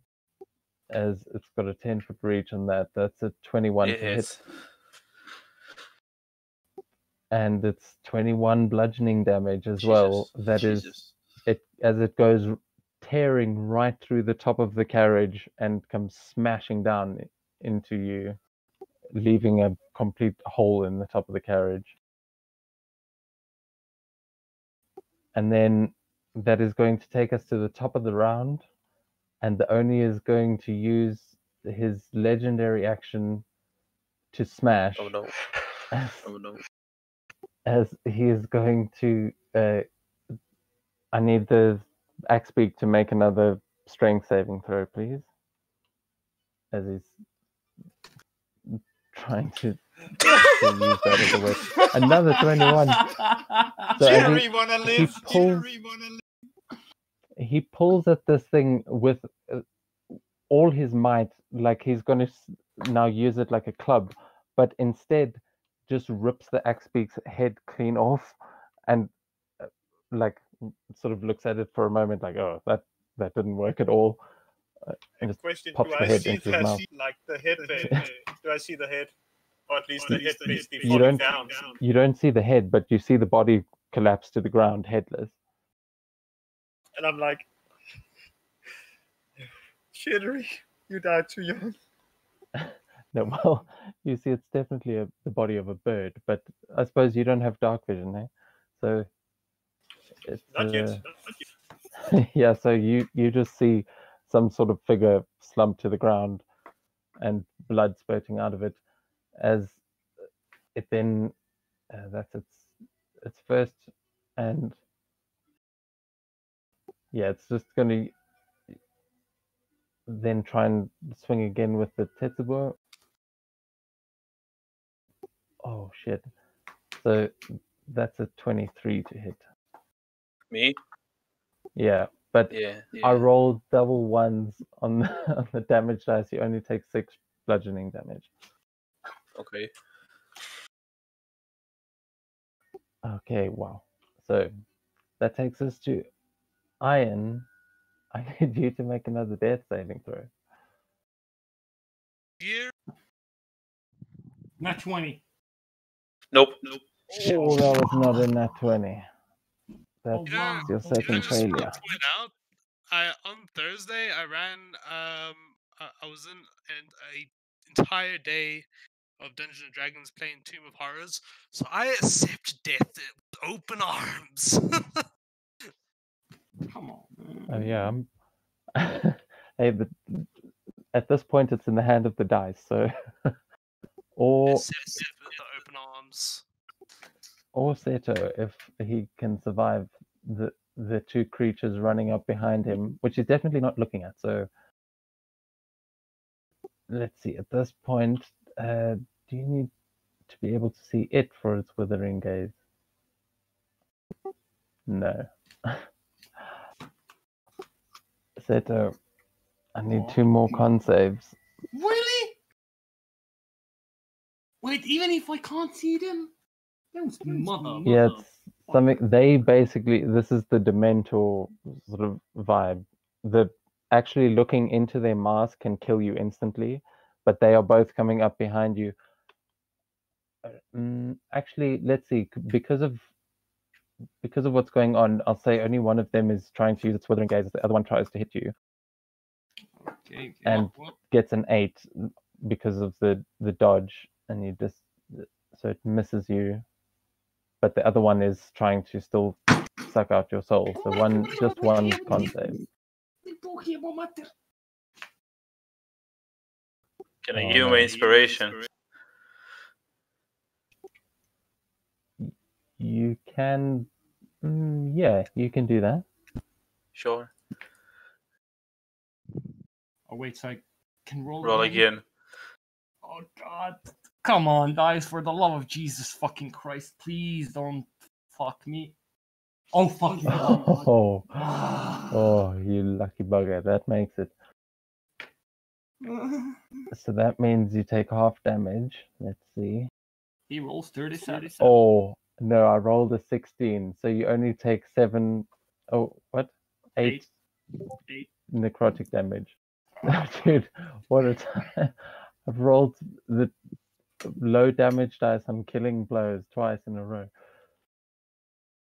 And yeah, the other one missed you. So Seto, as you feel a gust of air as you duck and instinctually dodge the one's fist, and then start feeling something pulling from behind you. It's your turn. Well, I will use my Tap of the Wind as a bonus action, and I will. They are within my reach, right? Yeah, one of them is within 5 feet, and the other one is about 10 feet from you. Okay, I'll use the wind to dodge, to disengage, and I'll try to climb the fucking tree. Yeah, you can give me another acrobatics check. It's only really on a nat 1 that you could fail. Okay. Yeah, you managed to climb up to the same branch that Iron is in. Okay, and I'll use my action to cork the freaking potion and slam it down. Not slam it, to like spill it into Alien. Wow, I have to remove his mask, right? That is a good point. You would need to remove his mask. Fuck it. I'll grab his mask. I don't know if I need to, like, I'm not gonna throw it, but I just want to get rid of it, and I'll drop a potion of healing. Couldn't you just slide it up and then put in and then slide it down? I don't give a fuck. Shove it in the eye hole. Some of it will go in the mouth. I'm being chased by fucking 2 Dementors. Like, I don't give a fuck about his secrets. Like, fuck him. Yeah. So you take the mask off and you feed him. I suppose I'll let Iron react to that, as you do manage to feed him this healing potion. You can roll for that and stop Iron just from dying. Come on, why doesn't it roll? Wait. God damn it. Australia's little concepts. 2d4 plus 2, so 8 hit points. Iron, yeah, you pop back up with 8 hit points, but no mask. I'll tell you how it reacts next turn when it's my turn next. I'll just tell him, wake the fuck up, we need you. And I'll guess stay there. Wait, I don't have anything else, right? No, I don't have anything else. That's what happens. Yeah, and what you wake up to see is like it's not quite Johnny Silverhand, but it's more like this. You can see Seto, but he looks completely emaciated. Like he looks like he hasn't eaten in years. It's not looking great. But with that, it's going to take us back to the carriage, where Estrella, you've just seen your axe beak fall down to the ground. You're not entirely sure what just died, but you can hear roaring and screaming coming from a battle above you. The question is, if I look out from the carriage, is there any way I can see behind the Oni? Yeah, you can see behind the Oni at this point. He's sort of floating in the air. Well, then I pull out the Skybiter, and then I vanish in a puff of smoke using the what's called that ability? Yeah, Misty Steps to appear behind it and attempt to basically or a little above it, and then try to basically hit it. All right, nice. Yeah, and you can do that with advantage because he's flanked now. Don't think that hits. At 13. A 13 doesn't hit. you connect with Skybiter, but as you just try and pierce into the back, you barely get through any flesh. You realize that this thing's got a seriously thick hide. Well, then I command then I command Ken to attack it. Okay. The little hyena to try to attack it and see if it can hit. Okay, so the hyena at this point, you can make an attack roll, but that is going to, it'll have to turn the whole carriage. So yeah, it'll have disadvantage because of the amount of effort it needs to take to actually get this whole carriage around. And Well, Jerry, you like lose sight of the Oni as the entire carriage But spins will I around. get opportunity attack? No. no, because it's forced movement. Nice try though. Thank you. Well, it's a 16. Man, like, oh, if it had been advantage, oh, that'd have been nice. A 16 hits. Yeah, That's but the other would have just been a natural 20. So how much Well, damage it does it do? bites for 4. It bites for 4 damage. Right, so this hyena just turns around and like yapping, leaps up and bites it on the ankle and is now sort of has just bitten a chunk out of this Oni. Yep, and I end my turn with basically like praying that the Oni is more distracted by Ken than me. Jesus, And, yeah, you go to Jerry. the hyena has more hit points than any of you. Like, how does that work? Really? Yeah, it's got 45 hit points. What? What it has? 45 is according to my screen here. Oh yes. Oh yeah. Oh, I just named it wrong. Oh well. Because it's a giant hyena, That's right? fine. That's fine. Yeah. Oh, it's just because I navigated using names. I named the hyena wrong. So that is going to, as this thing now takes a bite out of the Oni, Jerry, you see the carriage turn and you're now facing the open road, where you can hear some commotion going on in the forest, but you now can't quite see the Oni. It is your turn. What would you like to do? You can see it through the other window at the back of the carriage. So do I have enough movement to get out the carriage and go around it? Yeah, you can do that. You're a mouse. You can just jump out and run on the underside. Yeah, I'll do that. And then try to hit him naturally. You actually, how much movement do you have? As a mouse? 25. 25. Yeah, I'd say you can just get up to him because he's So a I fairly get up large to lad. him. Do you I want to cast- actually go on the underneath or on top? Because he's sort of floating Like below in the air. carriage? Yeah, that's what I'm saying. Do you want to go on ground level or do you want to climb up on top of the carriage? And you can go Can I either way. hit You'd him be able from to ground get level? within reach. Okay, Yeah, so with I'll go bit on. of a jump. Yeah. You can see the hyena is sort of pulling him down now. Yeah, I'll go on ground level. Okay. So yeah, you managed to run around and get within range of him. I'll try to hit it twice and use the last two remaining spell slots for Divine Smite if I hit. Okay. 21. Nice. 21 hits. And with Max yeah, with damage the- again. okay, and then with the Divine Smite. Oh, it's always No. 8. Yeah. 24. And I hit him again then, So- if he's not dead yet. Yeah, so with that first strike, you leap up into the air and you swing at the ankle that just took a bite, cutting his leg and dropping the foot down onto the ground. The hyena just goes wild and starts chewing on. This creature is just bleeding profusely from the hand and the ankle. You've now dismembered it, but it is still just alive. You can probably kill it with another blow, though. And that you do. How do you want to do this? Straight in the neck, if I can reach it.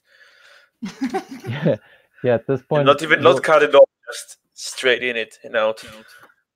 So we'll say with that first strike, you leap up into the air and slash at its leg, cutting its foot clean off, and it drops down to the floor, and you just thrust straight up into the air as it lands on your blade, and you drive it like up through its throat, dropping the entire creature down onto the ground next to you. The Oni is dead. I have a question. The way I saw it was like me standing on top of it near its head. Do I need to do like an acrobatics save to basically avoid the stuff?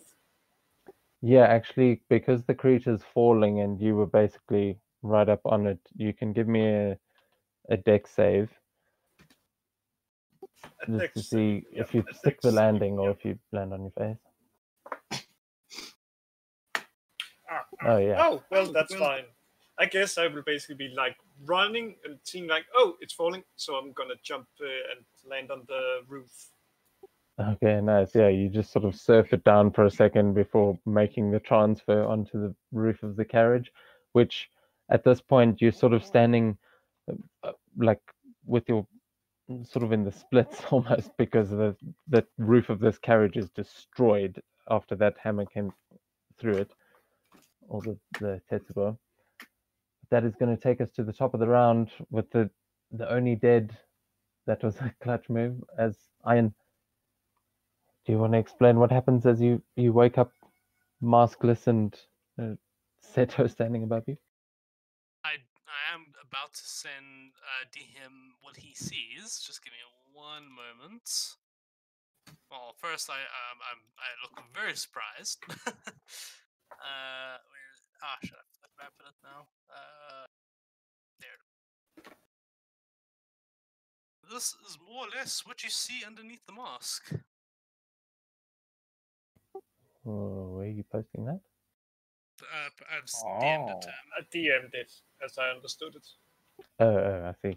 Cool. Alright, that's more or less who you see under the mask, but he immediately grabs the mask, put it back on, and gives you a look to ask, what are we doing? Because this is something he was not expecting. Can I respond? Yeah, I'll say at this point you guys have a moment of quiet. These things don't seem to be able to climb up the tree, but I'll say you've got a moment to interact. Whatever you do, don't fucking look at them.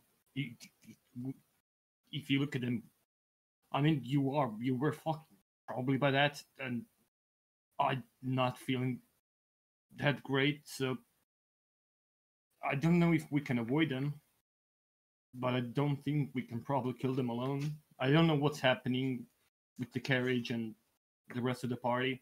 They should have been very close, yet they're not. I'm gonna make a quick perception check to see if there's any good paths along the trees to get away from these things. You can do that. Give me that perception. Or you could go survival if you wanted. Son of a bitch! Oh my. Yeah, you from this point you can't see any obvious ways to like run through the trees, but you can see that there is quite a gap like between where the end of this tree is and where the base of the tree is where the bodak actually are. Like it stretches out quite a distance above them. Do you have time to make some sort of preparation? Alright. Bullshit. Well, bear in mind that it got you last time while you were up in the tree, so you're not out of range of them. Yeah, well, since there's no obvious way of running, I guess the only option is to run and hide. I don't think the option to hide is there. They kind of saw me. I don't even know what are options. Yeah, they're both scratching at the bottom of the tree right now. Like they know something's up there and they're about to try and suck its soul out. Yeah, I guess I'll just put myself against the tree, not in order to just get into total cover from these things, just not expose myself at all. That's what I will do for now. But I will use a bonus action to hit my chest and spit out a bit of blood. And heal a D10 +1. Okay, nice. Yeah, so you can do that if you if you move up against a tree. I'll say you can get 3/4 cover. Okay, that'll have to be good enough for now. I honestly don't know what to do, so I'm just gonna end my turn there. Just taking cover. I'm not gonna make an attack against those things because then they'll get. I have to make a Constitution save and all. Yeah. Yeah, unless you go without looking like Seto suggested. But you healed 6 hit points there, right? 7. Cool. Just to confirm, I can make the decision to attack them at disadvantage by not looking at them, right? Yeah. I guess I'll do that. Yeah, I mean you're directly above them, so you know that basically throwing anything straight down or firing an arrow straight down, there's a chance of hitting one.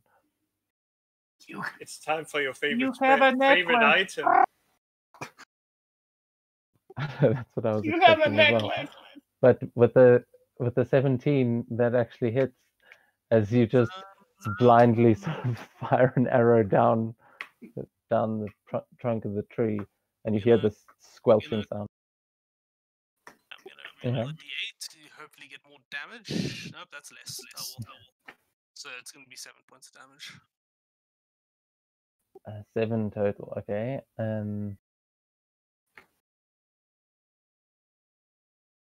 Yeah. Okay. So you feel like that.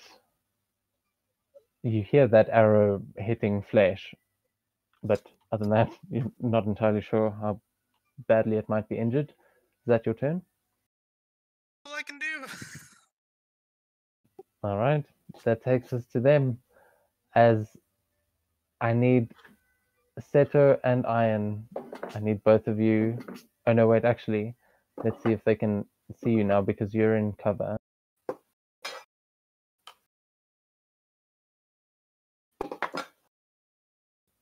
Oh, unlucky, man. I rolled a nat 20 on their perception checks. Well, I got a 17 on the second one. So the first one, this actually, the cover doesn't really help you. I need both of you to make con saves. Alrighty.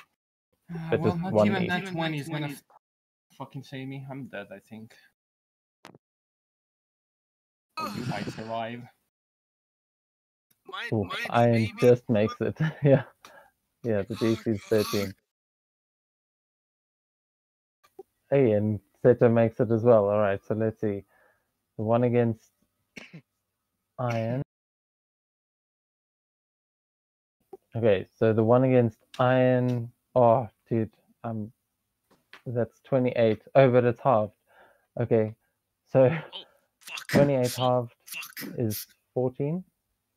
I'm on 1 HP. Still alive at least. And the second one, that's 15. Yeah, I'm halved. down. Yeah. It's 8, and I had 4. No. Yeah, okay, so as you both just feel the same sort of energy trying to pull towards you, Seto. It is too much, and you fall. I need you to make a dex saving throw to see if you land on the branch or fall out the tree. Okay, you can make that dex save at advantage if because of that.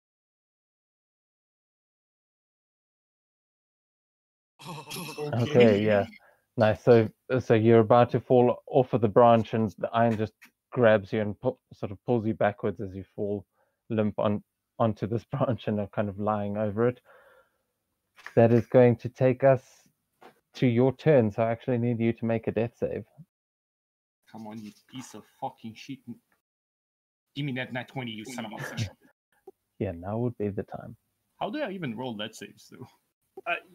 You just there we go. So that's a pass, though. Yeah. You succeed on the first one, as that takes us to Australia. At this point, the Oni you see that the Oni is dead quite clearly as you're standing on top of the carriage. You notice that you haven't seen Seto and Iron for a while. Like a victory screech. Yep, it's a question. The Oni don't have its hand inside the carriage, do it? Does it? No, it's lying dead on the road. Well, I go over to Ken and pet him and says, "Good boy." Now then tell him like, let's now go and find Seto. And then I pick up Jerry and basically goes into the carriage while I'm telling him a little story about some what you call that thing, cheese, and give him a little healing word. Okay, so to Jerry. Yep, 7. Okay. And are you commanding the hyena to look for Seto again? Yeah, I'm commanding it to look for Seto because that's the only logical way I can see us basically getting there. Yeah, that works. He will take that instruction and start following the scent again, and it's basically just off where you guys are, just into the forest. He starts heading that way. Yep, and I guess that's my turn.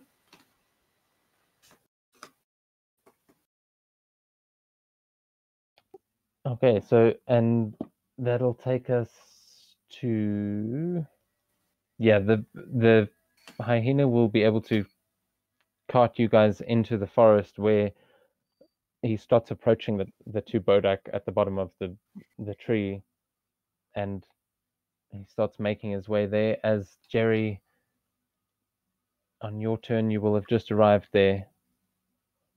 How much healing did you get? You get 7. Do I even see anything except Australia and the hyena? I don't know. Or you can make a perception check at disadvantage to try and see what you can see out there.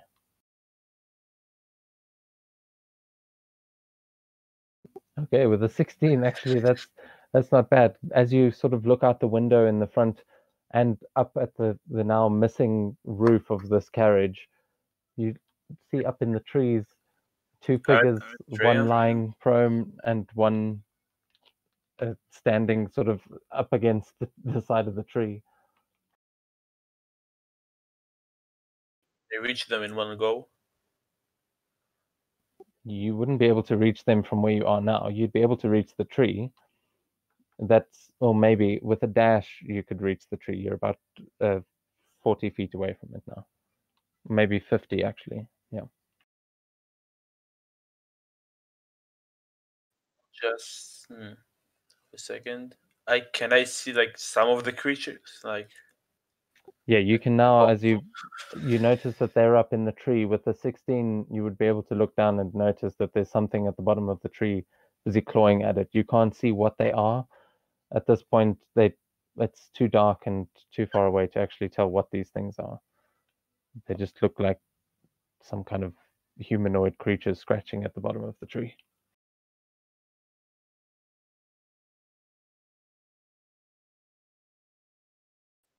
use the rest of my lay on hands, pull, and heal, which is 7 more. Okay. Yeah, that's it. Like I move like 15 feet closer, stand behind the tree. I can't really use a bonus action to hide.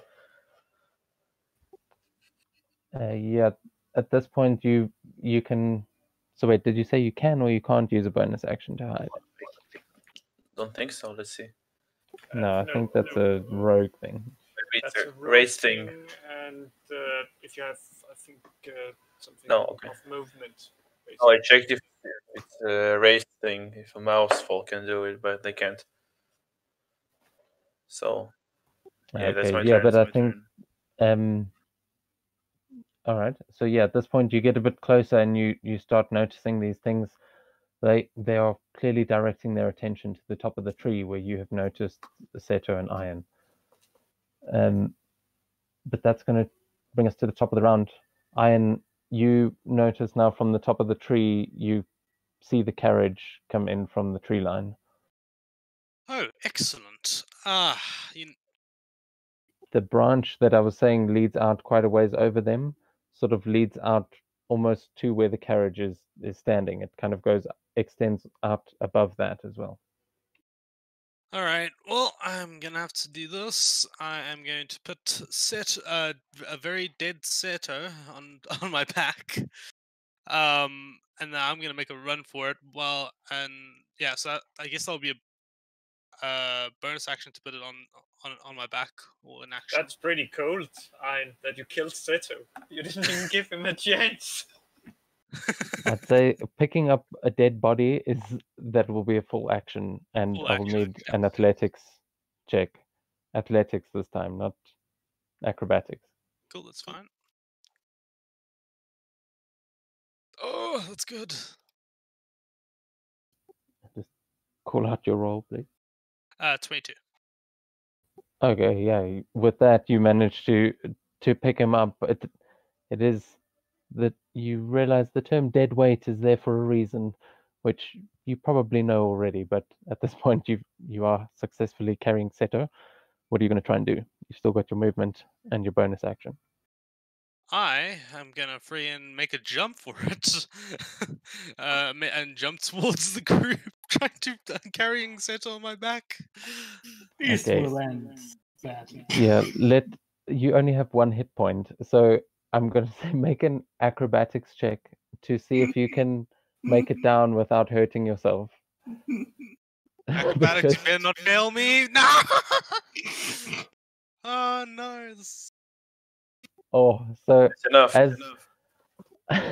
as you guys arrive, you see Iron pick up Seto and run along the branch, and then leap down into the carriage, where he just comes crashing down with such force that you see him hit the ground. You're not sure if his head hit his knee or what, but he just crumples and falls back.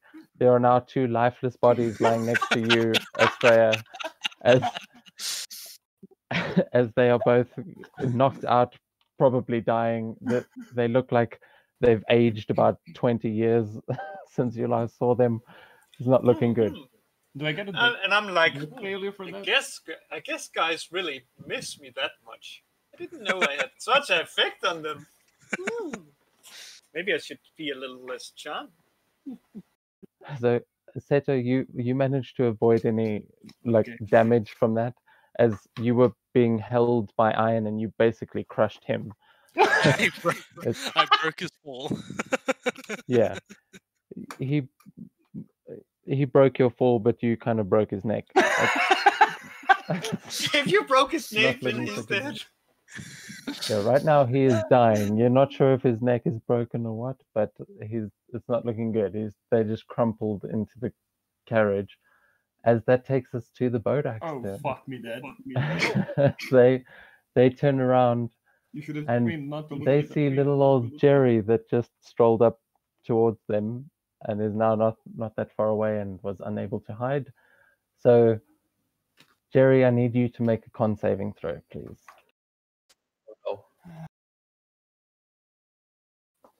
Oh no. Oh, yeah. Oh, no. You take 19 necrotic damage. Okay. As from the first one.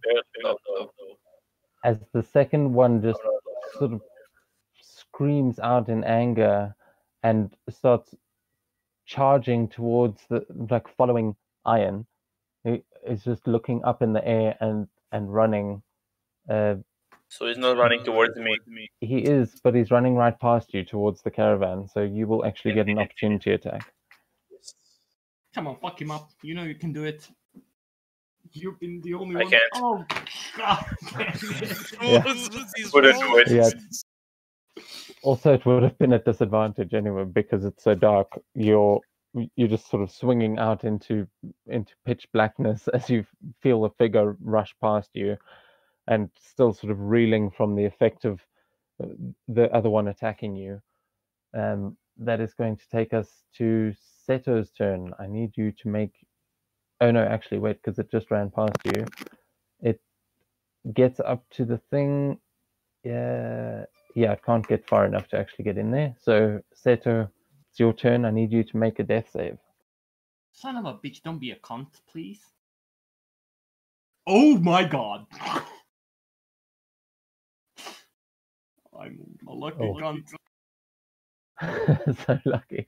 All right, that takes us to Australia. Well, the first thing I do is basically like pull out one of my healing potions from my bag, and I open like Seto's mouth and pour it down, and let's see how much he heals. Wait a second. That's not... Oh well, that's 9 points, and then I basically walk over to Ein and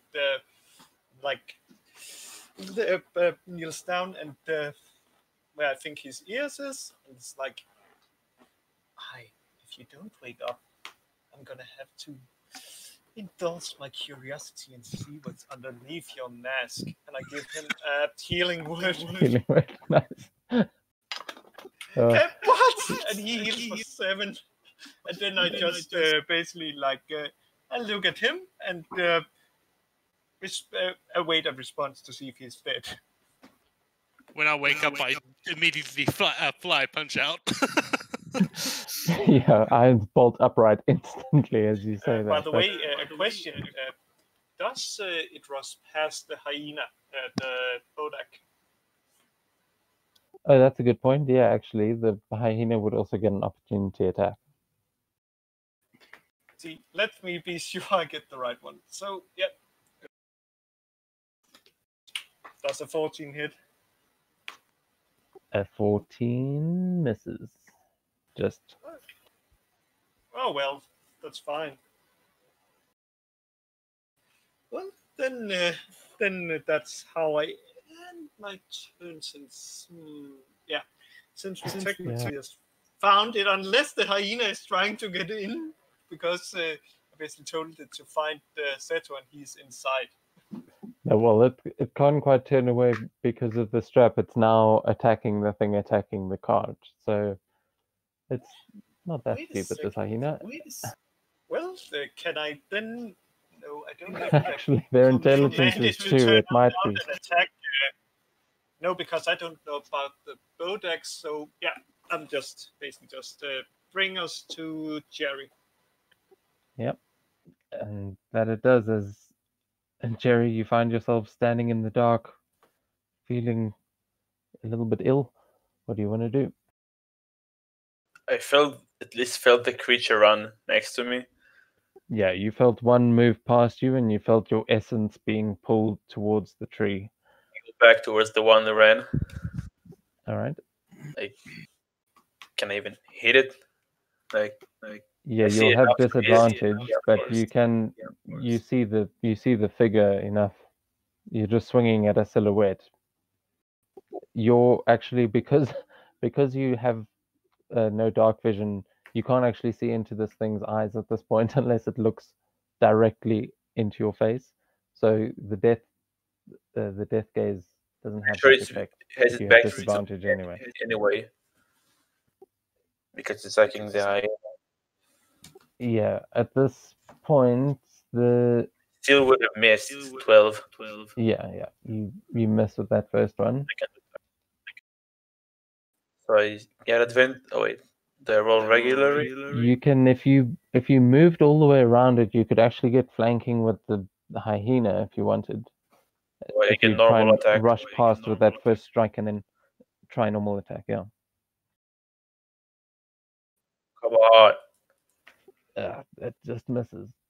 I guess those with the mouse hands doesn't do much. I think you still have. How long does your bardic inspiration last, Australia? Bardic inspiration, it lasts for 10 minutes. Yeah, then I think that would still be going, actually. So you're Wouldn't saying it? my Didn't you healing words inspire now him? give inspiration? So 16 No, to hit. didn't you give Jerry inspiration earlier? Yes, I gave him. Yes, when I told him the story about the cheese. Yeah. So 16 to hit. okay, yeah. So 16 just hits. Damage and roll divine smite. Is it just a 2d8 or 3d8? I don't know what type of creature it is. This is an undead, so if you have anything against 3d8 and undead, then 3d8. Divine smite. yep. And I 16. think 27 damage. 27. All right, yeah, that definitely does some major damage as you see this thing now ignited in this divine flame. You can see the creature quite clearly as you slash right through its back, and you hear it screeching out, and you realize this is some kind of an unholy creature. Should have used Hunter's Mark, but never mind. Yeah, I think I'll end it here. Let's see if I have anything else to do. Yeah, that's Seduce it. the Bodak.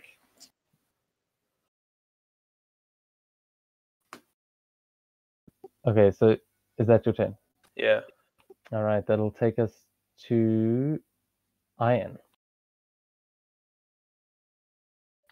Well, Yeah, you wake up thanks to the threat of having your mask pulled off twice in the space of 10 minutes. yeah. Well, he is gonna freaking hop out of the goddamn thing. Let an It's arrow called the fly. Embrace, mate. Let an arrow fly towards one of these motherfucking things.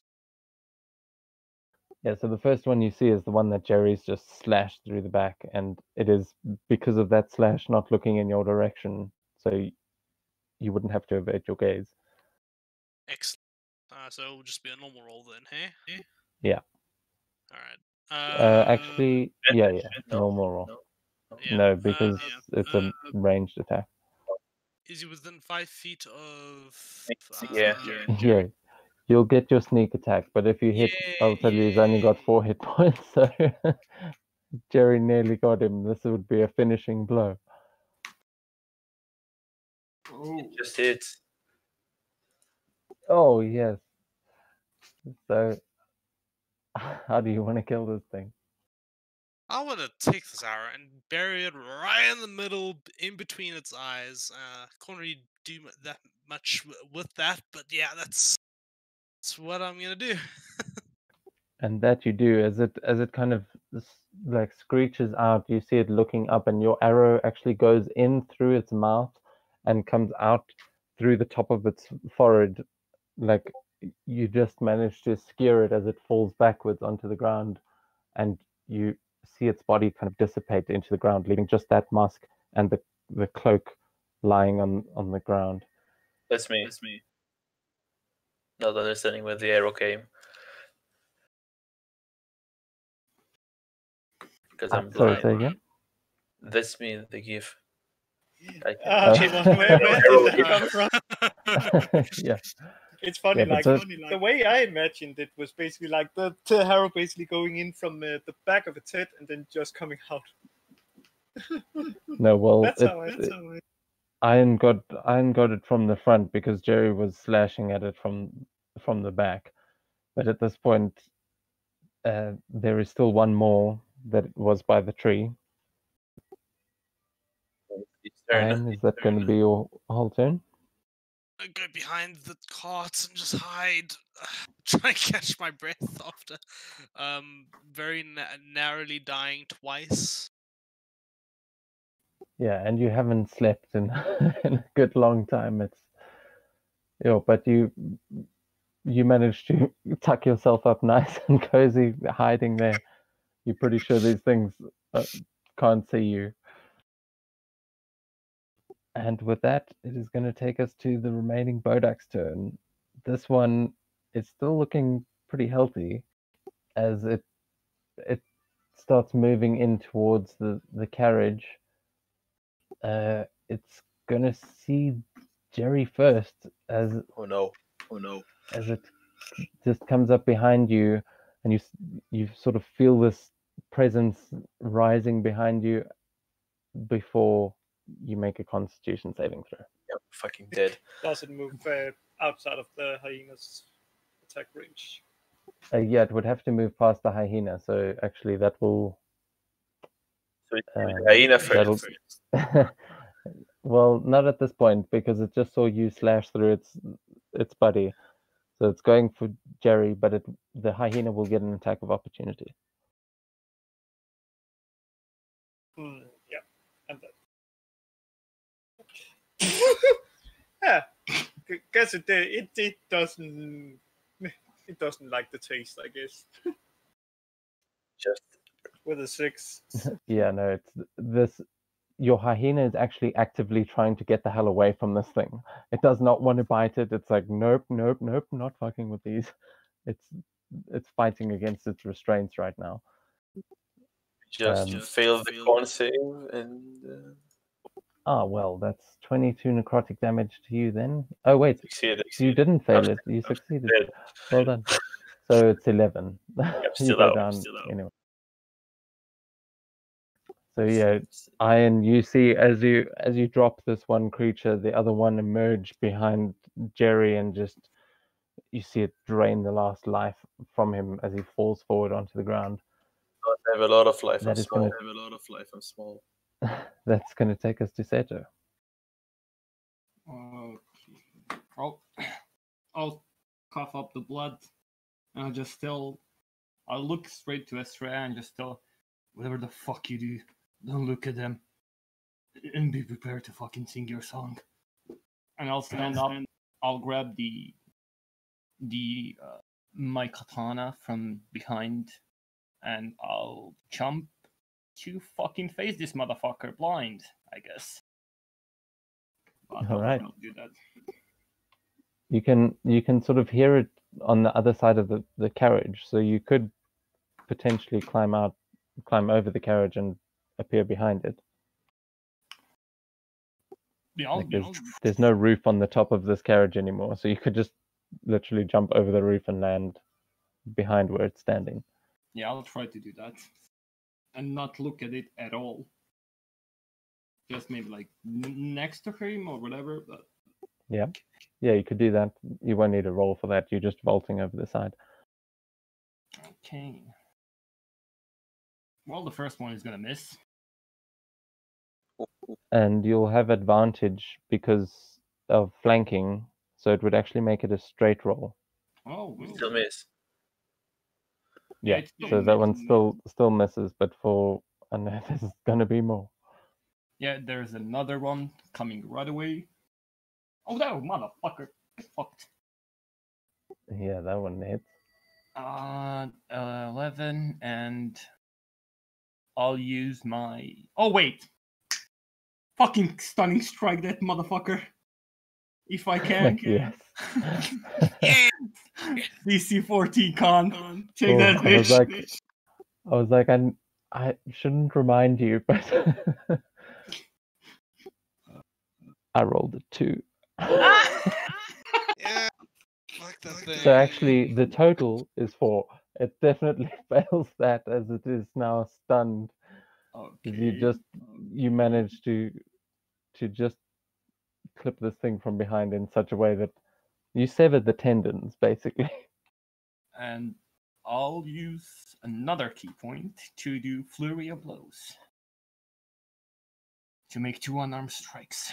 And for the first one, it was also. For the second one, it was 10 damage because I'm wielding it with a one hand, not 2. Oh, okay. Good to know. So the first Flurry of Blows. Oh, thank you. Thank you. Oh, yes, that hits. And the second one as well. And remember, you've got advantage on these. But I'm also disadvantaged because I'm blind. So it's a straight roll, right? Oh, yeah, that's true. Because you're trying to avert your gaze. So, yeah, Yeah, you just now you feel where this thing is with the sword, and you're like, all right, I got it, and you just start wailing on it. As both those hit. Yeah, I can't really do anything else. That's all right. You did some major damage. This thing is now hurt. It's looking pretty bad. Yeah, this one was actually tougher than the other one, so it's taking a beating, and it is stunned. So that'll take us to Estrella. Fucking love monks. Oh, well, I realize Ein is no longer there and is really pissed. So I'm like looking over what's called like the destroyed roof and looking like, oh, there's like, okay, this is about 10 feet from the carriage, and it's like then blows a really hefty tune on my pan flute and casts Shatter. Okay.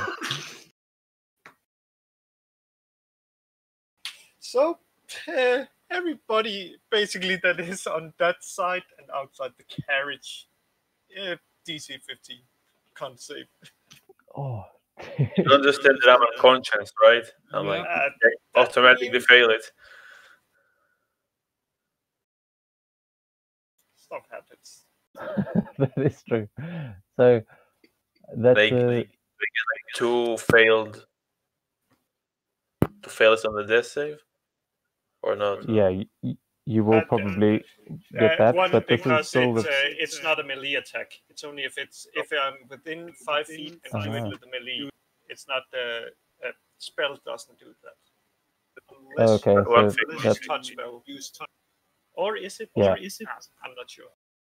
no, I like that. That like an environmental sort of effect wouldn't outright kill you, but someone trying to would get two. I'm happy with that. I got a 15 on the save. What? Sato saved, so he owns. Let's see, that means, and is it up and down when you half stuff? Round it up or down, always down in Then D&D. then it takes 6 damage. Back on 3. And Seto, you also take 6 damage. Yeah, back on 3 HP. Well, okay. The question is it dead? Is it done? Just double check. Is that thunder damage? Let me check what it's thunder. Thunder. Yes. Thunder. Yes. Okay. All right. No, just checking because it's immune to lightning. I was like, oh, just double check that. Okay, so yeah, that's you. It's definitely hurting this thing. Well, let's see. Jerry. No, I can't because he is unconscious, and let's see. Blah, blah, blah. She can't hear me, so. Oh, actually, no, I can't do that. Would have been so good, but instead I'm like, I'm gonna play a little tune and be like, I'm let the arrow fly, let the arrow fly, let the bow strike true, and give him bardic inspiration, presuming he is within 60 feet, and then just duck down so I don't look at that creature, and that's how I end my turn. All right. So that is going to take us to Jerry. I need you to make a death save. Don't roll a 1. Give the 1d4 the inspiration to me. No, I can't give you that because you can't hear. Else I would have given you it. What was the? Oh no, I just saw Seto's concept. Another failure. Oh well, that's fine. Oh. Next time I can get you up. Okay, so if there is a next time, as that takes us to the top of the round with Iron. Fireball. What the fuck? What? Jerry's having extra suicidal thoughts even though he's already dying. Bitch, what the fuck? Alright, well, I'm gonna peek out and take a shot with triple advantage because cool feats are awesome. Wouldn't he need to do a Ah, con okay, save cool. if he But looks then- at it? Then It- Then you need to roll it. Oh, yes. What a beauty. All right. Alright, so a few things happen here. First, I also roll an extra d8 because of my new Piercer feat. An extra d8 worth of damage. Wow, okay, that's disappointing. Well, anyway, so that's going to be 16, 20, 28, 29 points of damage. Oh, you nearly killed it. But as that arrow does pierce right through it and leaves a gaping hole right in the face of this creature, but in the side actually, it's like you got it through the side of the head. So it's now the wind will sort of whistle through its head when it moves. Wait, did the arrow pass through? Yes. I'm just gonna correct myself there. I can also re-roll one of the damage dice, so I'm gonna actually re-roll that one. Thank you very much. Hopefully it's higher. Ooh. There you go. That's a bit better. So 14 damage. How do you want to do this? Oh, yes. Yeah. Oh. Well, I mean, I can't really do that much finesse with an arrow, but it's gonna go right through its head. Yeah. That's... Yeah, basically, as that happened, you guys aren't sure for a second as it stands. It keeps standing for a moment, and just as it turns to you, Seto, it keeps falling and collapses to the ground. Oh, that was so clutch. that feat. Yep, and before Jerry has to do his last saving throw, I'll go out and try to look for him, and if I see him, pick him up, and I'll basically tell him a story about. What would be good? What would be good? Like a flower bed, and hopefully it doesn't kill him. So when I tell him, and give him a healing word. Okay, nice. 3 HP. Yeah, Jerry, you wake up as you all earn 2,000 experience. I heal 5. Yep. 3. Oh, was it 5? 5. Yeah. Oh, I thought he said 3. Okay, cool. Just instead of just laying down, I begin snoring. Sleep now. I'll pick the small mouse. I'll cough a little bit more blood, and there's a there's a pond, like, I don't know, 1,000 feet. I think we should probably go and have a little bit of a fucking rest. I don't know about you guys, but I'm fucking spent. I'll put gently the mouse inside. And I'm like leaning into Seto and says like, you want us to rest near the pond or rest here? I'm not resting here. Let's go to the fucking pond. Well, show the way. And I tell Ken to just follow him. Yeah, I'll just, before I start like limping towards it, I'll go grab into my backpack, grab my tinder box, grab a little bit of a fucking tobacco. Even though I'm fucked up, there's always a good smoke ready. I just light my pipe and I'll. I wonder if that actually will do damage to him. What do you mean? Well, it damaged your lungs. Later damage, not necessarily now. As I'm walking up to the group, I'm like, "Don't worry, I can carry on." As I cough up a whole lot of blood, I'm like, and then I notice the blood. I'm like, perhaps it's a bit idea that I rest. Yeah. I also don't know, Australia. If they're not lagging too, I mean, I'm probably going very slow. I'll just ask, Australia, the fuck happened with Ray? The fuck she's doing? Let's Hello. question. Oh, sorry, here. Would I know what Oni is? I changed maps and everything froze. Oh well, that's fine. We just see Oni on the other side and us. But the question is, would I have any idea of what Oni is? Wait, what the hell? I can't hear you guys. Hold on. Oh wow, DM going bonkers. I think his PC just broke. Oh my god! Maybe the question. Maybe the DM was also so afraid of the Oni that he basically chickened out. One. I'm all out of spell slots. Man, And, it's funny. Like and the I still channel have divinity. spell slots. More importantly, the channel divinity.